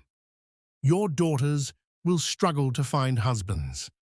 You might have to offer enormous dowries to compensate for the family's shame. Even then, you're looking at other disreputable families. Merchants, freedmen, certainly not anyone with an old, respected name. Marriages become transactions to minimize damage rather than build alliances. Your own parents might have disowned you. Depending on how you got into this profession, they might have cut ties. I have no son, that sort of thing. You bring dishonor to your family name. That name, your nomen, carries weight in Roman society. It's supposed to represent your ancestors, your history. You've tainted it, perhaps permanently. Politically, you're impotent. You have wealth. You could, in theory, use that wealth to gain political influence. But your infamia limits you. High offices are closed to you. The consulship, the censorship, positions in the Senate, not for you. Not for someone with your background. You can vote if you're a citizen. But your vote carries the stigma. Candidates don't want to be seen courting tax collectors. "He's got the publicani vote" is not a compliment. Your only real political tool is bribery. You can funnel money to politicians. Quietly, behind the scenes. You can help finance campaigns, support certain candidates, buy favors. But you're never respected. You're used. Politicians take your money, grant you the favors you need to keep operating, and then pretend they don't know you. You're a tool, a resource, not a person. And you're trapped in dependency. Roman society operates on patron-client relationships. You need a powerful patron, a senator, a governor, maybe even a member of the imperial family, for protection. Your patron provides legal protection, political cover, access. In exchange, you owe him favors, money, information, services. You're a client, subordinate, always owing. Every morning, you might join the salutatio, the ritual where clients visit their patron's house to pay respects. You stand in line with dozens of others, waiting for a brief audience. The patron barely acknowledges you, nods, accepts your greetings, dismisses you. It's humiliating, and your patron might abandon you. If you become inconvenient, if associating with you becomes politically dangerous, if a scandal erupts, he'll drop you without hesitation. You have no leverage, no recourse. Your social circle is other outcasts, other tax collectors. Obviously, you understand each other. You share strategies, complaints, dark humor. Merchants who've made money but lack respectability. Freedmen trying to climb the social ladder with their newly acquired wealth. Foreigners who don't fully understand Roman social hierarchies. People on the margins. You bond over shared exclusion. Your dinner parties, your gatherings, they're filled with people who've been rejected by respectable society. But even among outcasts, there's a hierarchy. Gladiators, men who kill for public entertainment, have more public affection than you. People cheer for them, write their names on walls. Some become celebrities. You're just hated. Actors might be considered disreputable, but at least they make people laugh or cry. They provide entertainment, joy even. What do you provide? Misery, Even among the rejected, you're near the bottom. You try to buy respectability. Of course you do. You donate to public works, fund the construction of a temple, pay for repairs to the public baths, sponsor gladiatorial games or chariot races. You have your name inscribed on the building. Funded by Marcus Antonius Severus. Maybe people will remember you favorably. Maybe posthumous respect is possible. It doesn't work. People use the baths you funded. They attend the games you sponsored. They read your name on the inscription. And they still despise you. Oh, this bath was built with stolen money, they say. Of course, a publicanus would try to buy honor. You're trying to purchase something that fundamentally cannot be bought. If you're operating in the provinces, outside Rome itself, you face additional isolation. You're collecting taxes in Syria or Gaul or Britannia. You're not just a tax collector, you're a Roman tax collector. Provincial populations resent Roman rule. They resent the taxes, the occupying legions, the imposition of Roman law and culture. You embody all of it. You're the face of oppression, the daily personal manifestation of imperial exploitation. Local elites might collaborate with you. They have to, really, but they despise you privately. They smile when you're present and curse you when you're gone. You're isolated culturally, linguistically sometimes. You might not speak the local language fluently. You don't understand local customs. You're an outsider in every sense. You live in a Roman enclave, surrounded by people who hate you, in a land that isn't home. And then there's the political vulnerability. Regime changes threaten you. When emperors die, when civil wars erupt, when the political landscape shifts, you're in danger. A new emperor might crack down on tax collectors to gain popularity. Look, I'm cleaning up corruption. I'm prosecuting these exploitative publicani on your behalf.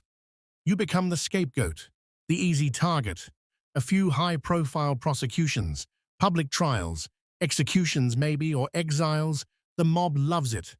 The new emperor looks decisive, just, concerned with the people's welfare. And you're left ruined, or dead. Political instability disrupts your operations anyway. Civil wars mean armies marching through your territory, requisitioning supplies, disrupting trade. Your collections drop. Your creditors still want their money. You're caught in the middle with no protection. You're expendable, useful when times are stable, a convenient sacrifice when they're not. The psychological toll of all this, living with constant contempt. Every day, every interaction, every glance on the street, every snub at the market, every time someone spits when you pass. It wears you down. Some tax collectors justify their actions. I'm just doing business. This is how the system works. Everyone would do it if they could.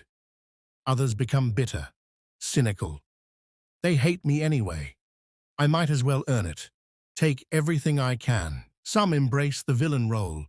If you're going to be despised, you might as well be really despicable. Cruelty becomes a shield. If they're going to call you a monster, act like one. Others drink heavily. Wine becomes an escape.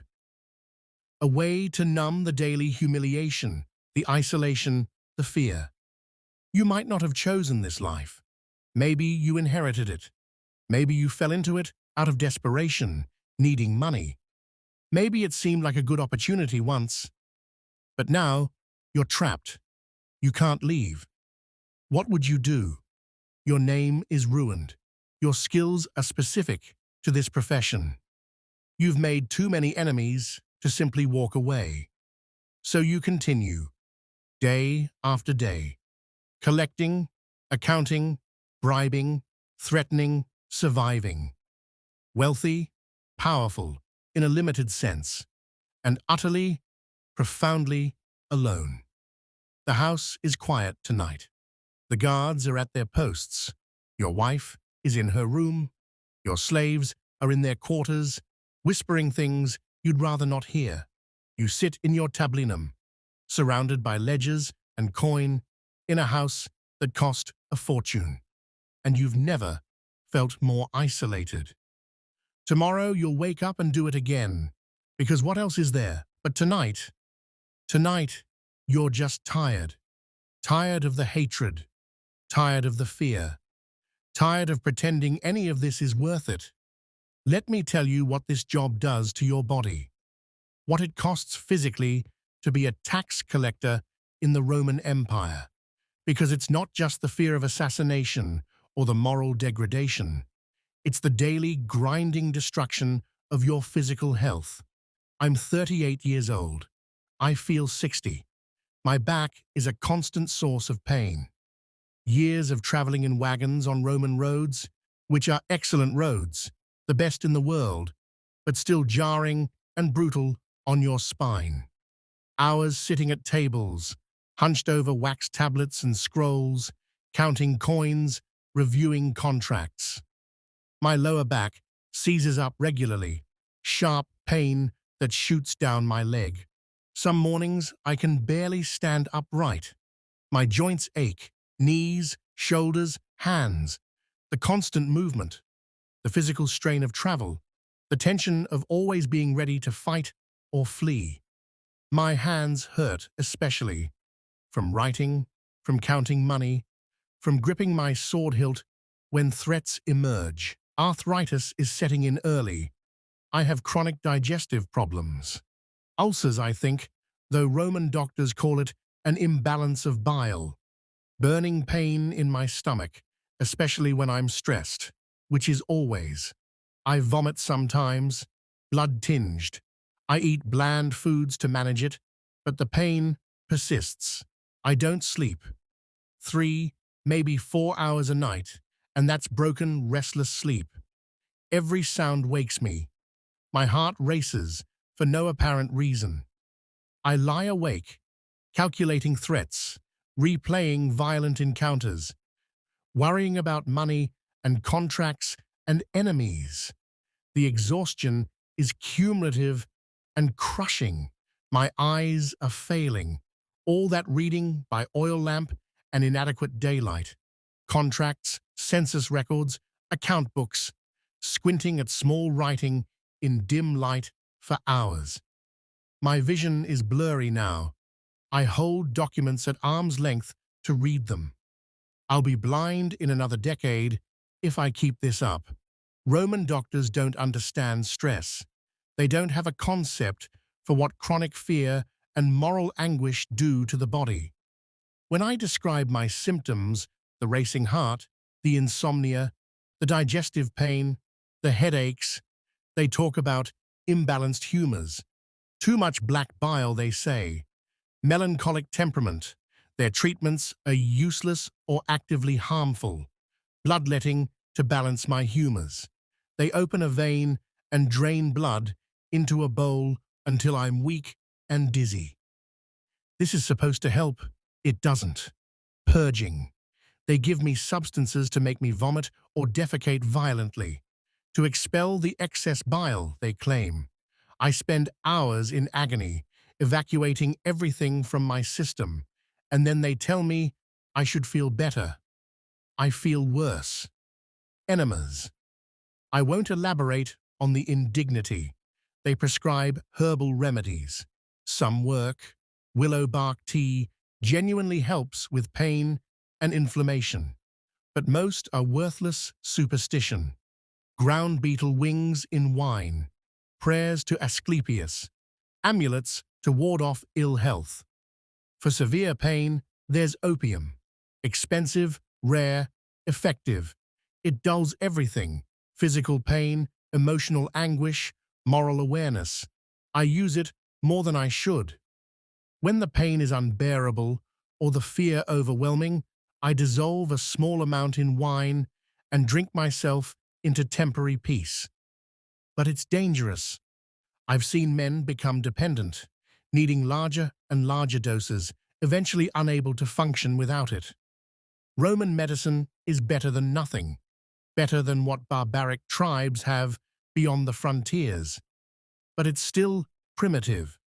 Surgery exists. They can treat wounds, amputate damaged limbs, even remove cataracts from eyes.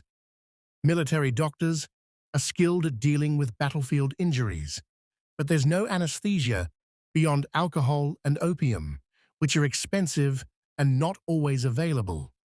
Most surgery is performed on conscious, screaming patients held down by strong men. And they don't understand infection.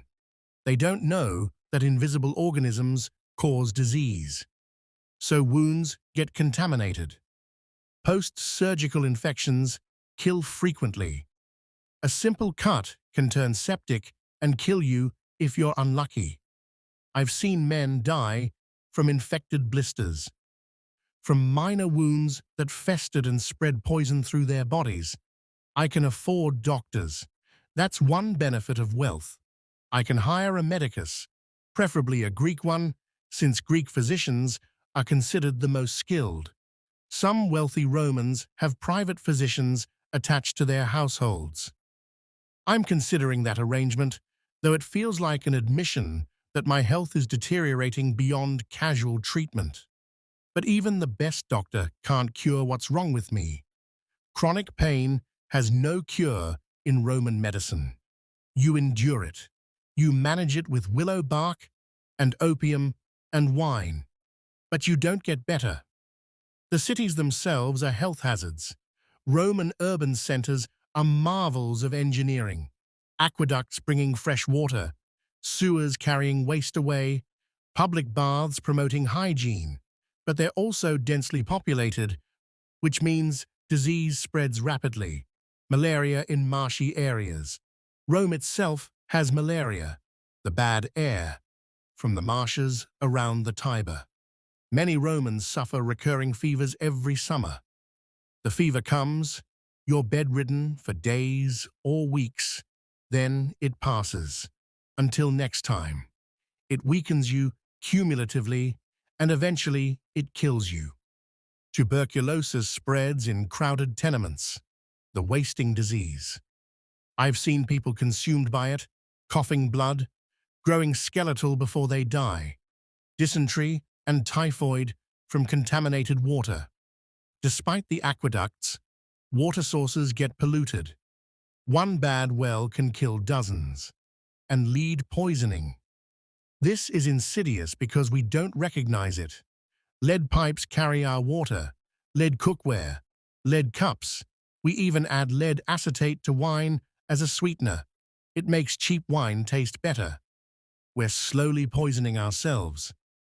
Lead accumulates in the body, causing fatigue, cognitive problems, organ damage.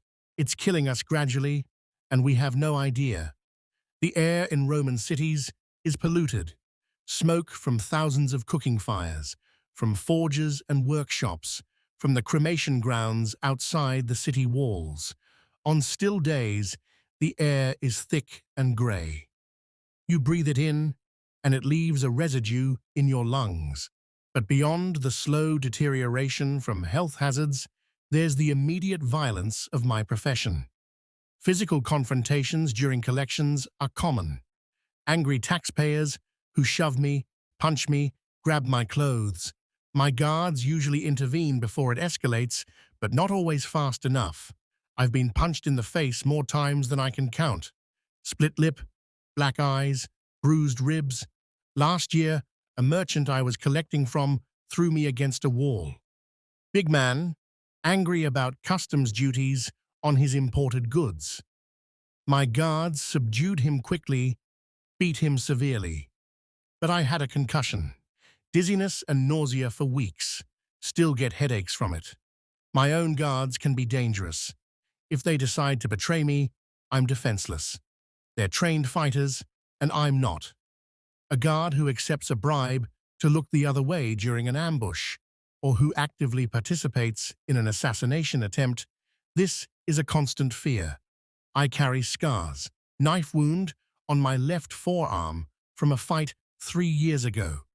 An attempted robbery while I was traveling with a small guard contingent. We fought them off, but one got close enough to slash me. It healed poorly, left a thick scar. My left hand has reduced grip strength now. I have a scar across my ribs from another blade. A desperate farmer who pulled a knife during a collection. My guard killed him, but not before he got a strike in. Shallow cut, but it bled heavily and hurt for months while healing. I'm constantly worried about poison. It's a common assassination method in Rome. Sophisticated, difficult to trace. Symptoms of poisoning often look like illness, vomiting, seizures, organ failure. How do you tell if you've been poisoned or if you're just sick? My food taster helps, but he's not foolproof. Some poisons act slowly. He tastes my food, seems fine, I eat, and hours later, we're both dying. Or the poison is specific to me somehow, though I don't know how that would work. There's also chronic poisoning. Small doses over time, accumulating until they kill you. This is nearly impossible to detect. You just get sicker and weaker until your organs fail and you die.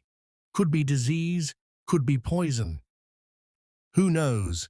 Last month, I was attacked in the street. Late afternoon, I was walking from the forum to my residence.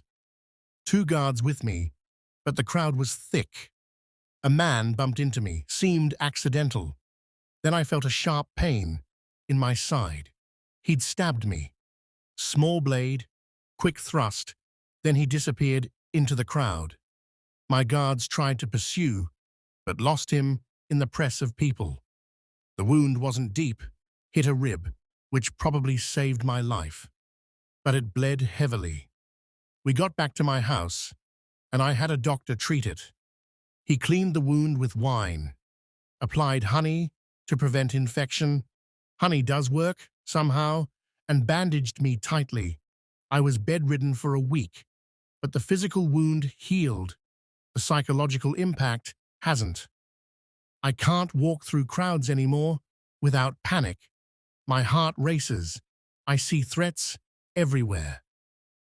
Every person who bumps me could be an assassin. I'm hypervigilant to the point of exhaustion.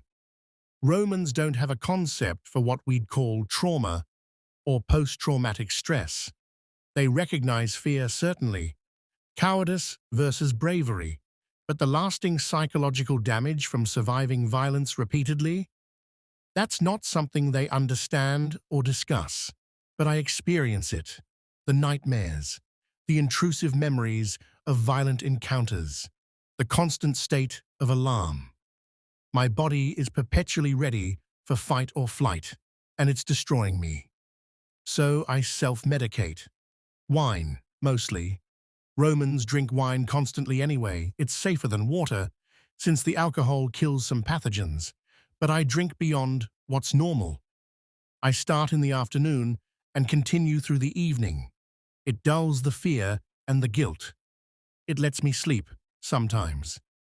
Opium when the pain or anxiety is overwhelming. Dissolved in wine, it brings temporary oblivion. But I'm careful with it. I've seen what dependency looks like.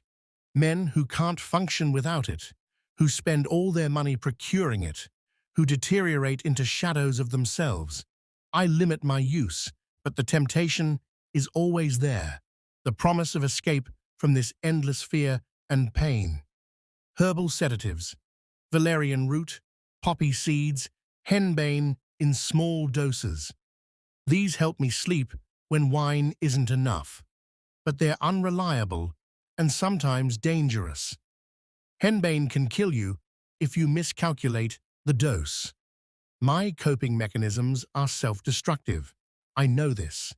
I'm slowly poisoning myself with alcohol and drugs while trying to survive external threats of poison and assassination. The irony is not lost on me. Travel itself inflicts injuries. I fell from a horse 2 years ago. The horse spooked at something. Bandits emerging from trees, I think. and threw me. I landed badly, broke 2 ribs, excruciatingly painful. Breathing hurt. Coughing felt like being stabbed. They healed eventually, but they still ache in cold weather. Wagon accidents happen.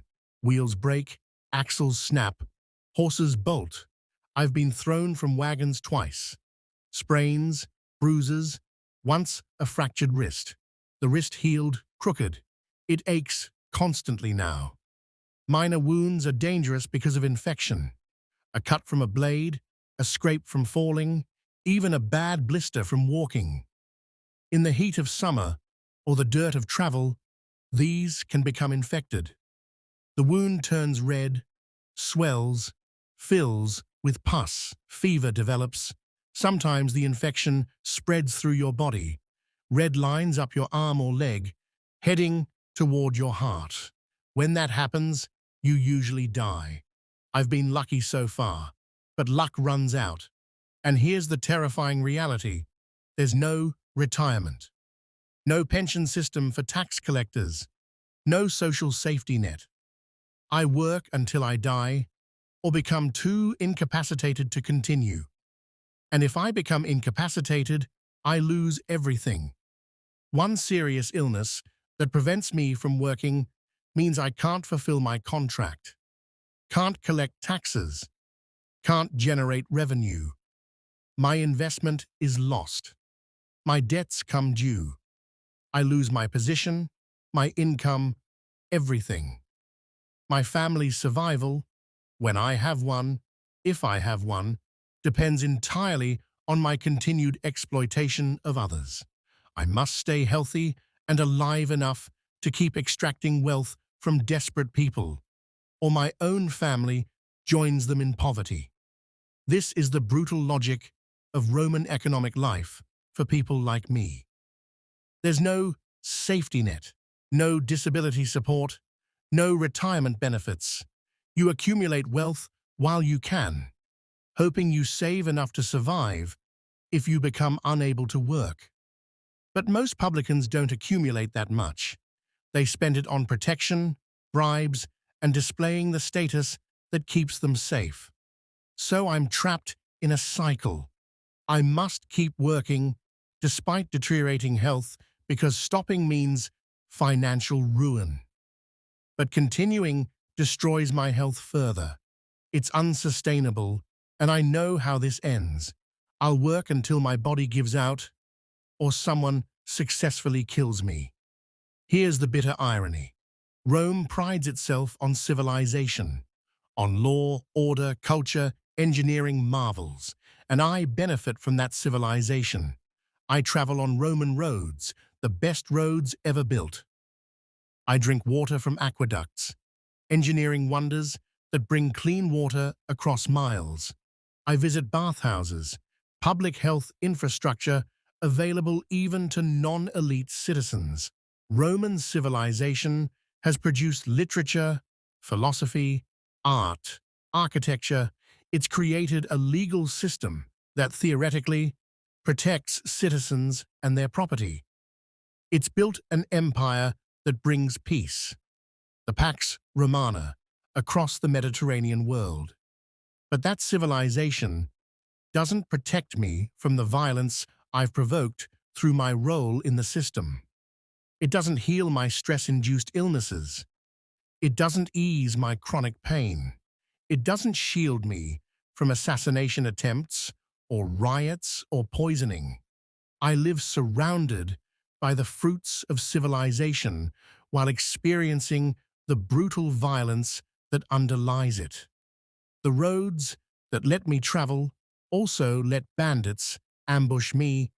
The legal system that theoretically protects me also enables my exploitation of others, which creates the enemies who try to kill me.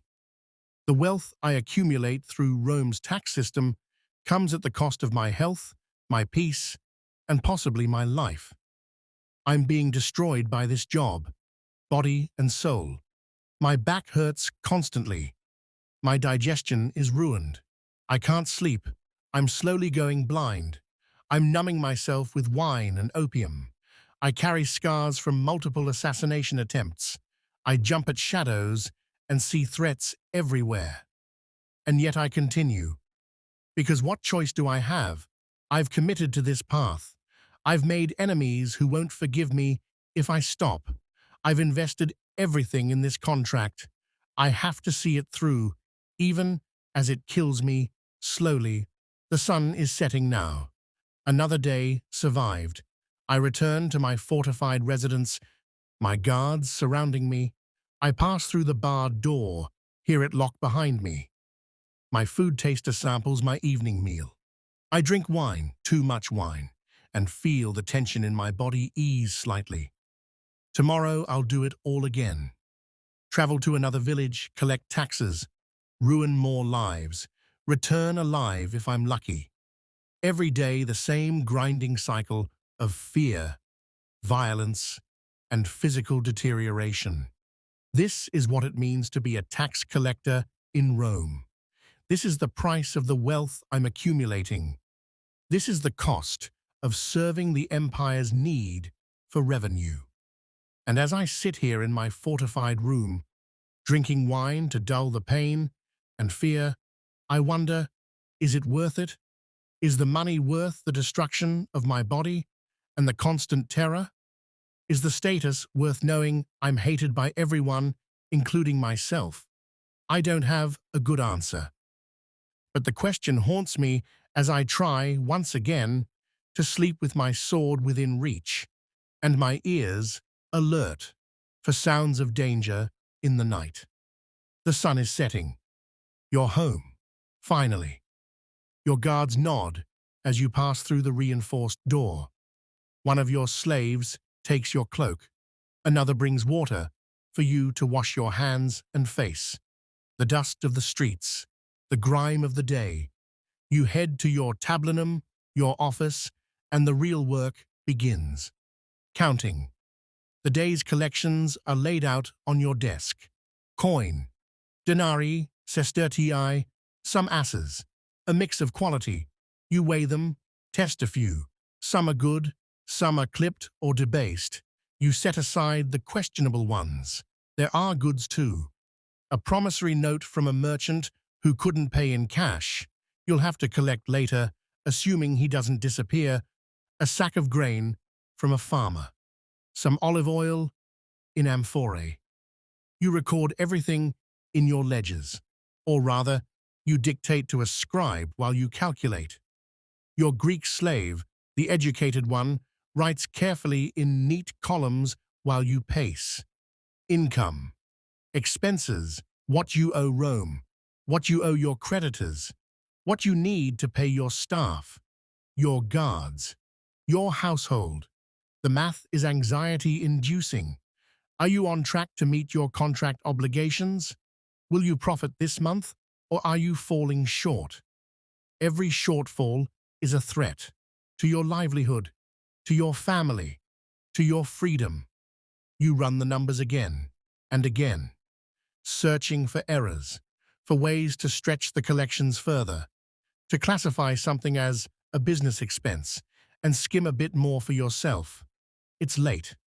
Your eyes hurt from squinting at wax tablets in lamplight. The coin gets stored in strong boxes, heavy wooden chests bound with iron, locked with keys you keep on your person. One strongbox is bolted to the floor. Another is hidden in a compartment beneath the tiles in your bedroom. You don't trust anyone, not entirely. You pay your guards their wages, your household staff. The payments are prompt. You can't afford for them to become disgruntled. A resentful guard is a dangerous guard, but you always worry about theft. From outside, bandits, burglars, rivals.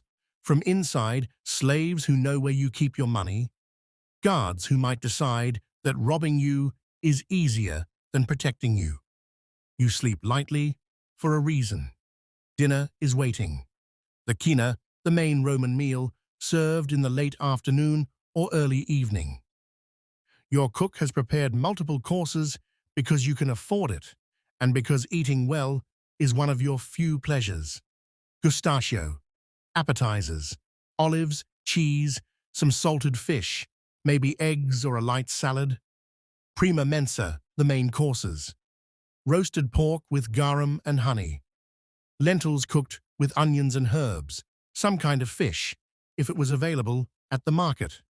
Bread, good white bread, to soak up the sauces. Secunda mensa, dessert. Fruit, honey cakes, nuts. The food is good, genuinely good. But the company, you're dining with your family tonight. Your wife across from you, eating in silence. Your children, if they're old enough, picking at their food. Nobody wants to talk about the day. Nobody wants to acknowledge what you did to afford this meal. Or maybe you're dining with fellow tax collectors. Men like you, sharing dark humor and survival strategies over wine. Did you hear about Cassius, stabbed last week in Ostia, bled out in the street? His own fault. Should have hired better guards. Laughter, but it's hollow. You're all thinking, that could be me. The wine flows. You mix it with water, as is customary, but your ratio is stronger than it should be. More wine, less water. You need it to dull the edges of the day. Conversations turn to business, to threats, to which governor is taking larger bribes this year, to collections strategies, to survival. It's never light, never pleasant, just functional. You think about the day, the people you saw, the widow who begged you to reduce her assessment, the merchant who tried to hide inventory, the farmer whose children stared at you with undisguised hatred. Their faces linger. You tell yourself, Rome demands taxes. The empire needs revenue. You're just the mechanism. The system would exist with or without you. Someone has to do this job. If not you, someone else.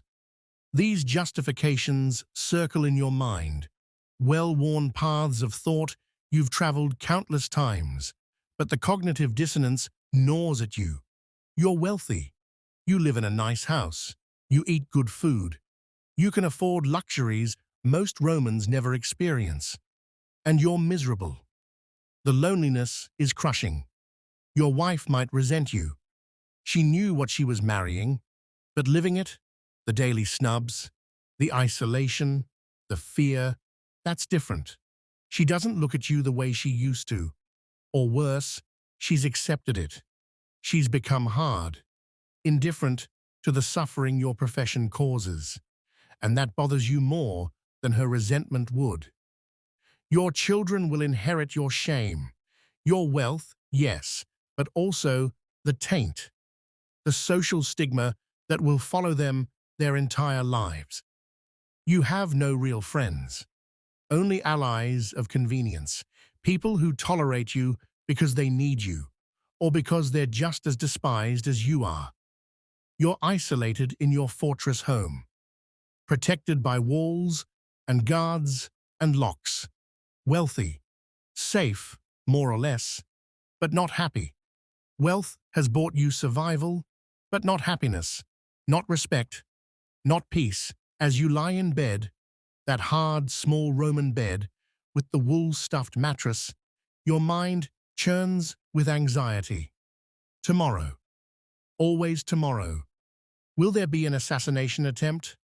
You've made so many enemies. Any one of them might hire someone or take matters into their own hands.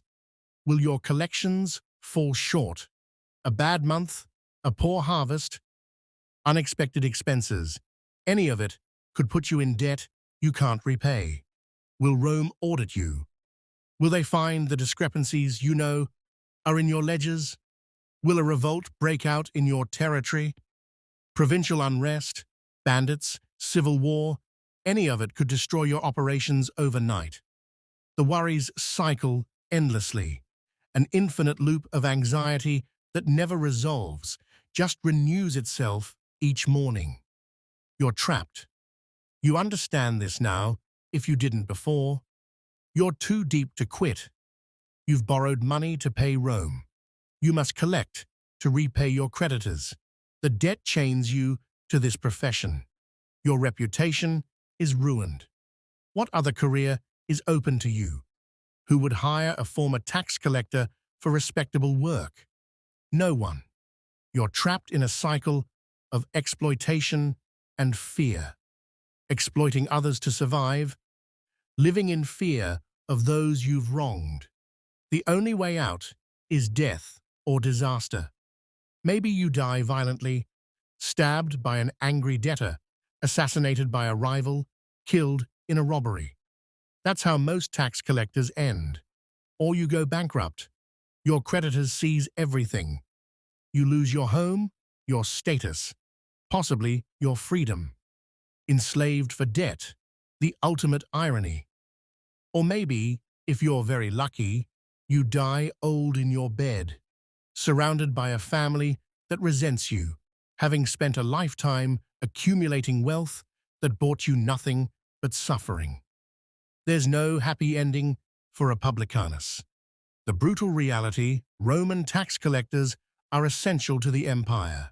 The tax farming system generates revenue for Rome without requiring a massive government bureaucracy. It's efficient from the state's perspective. But you, the individual tax collector, you're expendable. Rome doesn't care about you.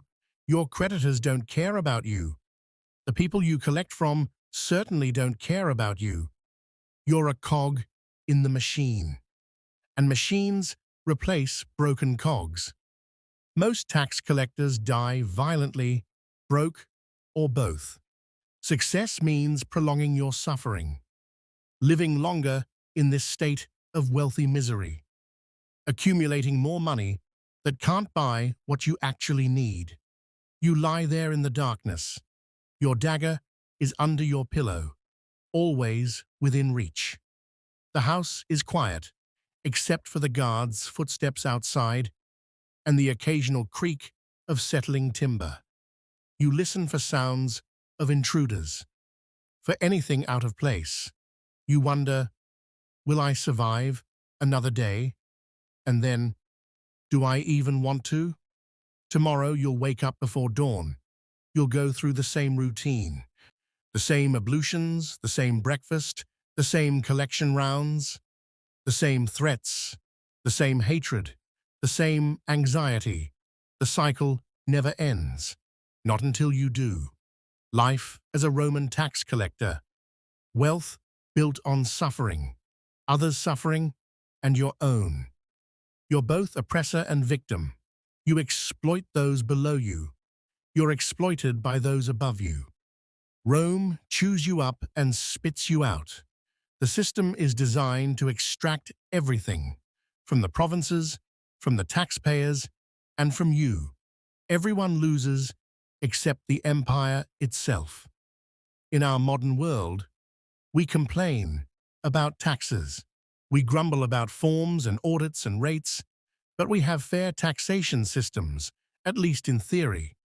Legal protections, tax codes, appeals processes, the possibility of career change.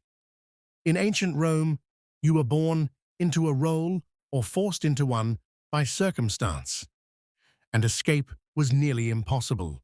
The merchant struggling to pay his taxes, the soldier dying for Rome's glory, the senator playing political games, the slave with no freedom at all, and you, the tax collector, wealthy, despised, trapped. You survived today. Tomorrow, we'll see. Thanks for spending this time in the past with me. If you enjoyed this journey into historical misery, maybe leave a like. Subscribe if you want more. Let me know in the comments what historical role you'd like to experience next. Though I can't promise it'll be any more pleasant than this one. Sleep well, and be grateful you're living in whatever century you're in, because it's almost certainly better than this. Good night. So, that's what it was like to be hated by an entire empire. Wealth built on exploitation. Survival measured in coin and contempt. But let's leave Rome behind. We're traveling backward in time now, further back than the Republic, further than the emperors. We're heading to ancient Babylon, 1800 years before Christ, to the world's first great cities, to the markets, where cuneiform tablets recorded debts, where merchants traded across continents, where the Code of Hammurabi determined whether you lived or died for your mistakes.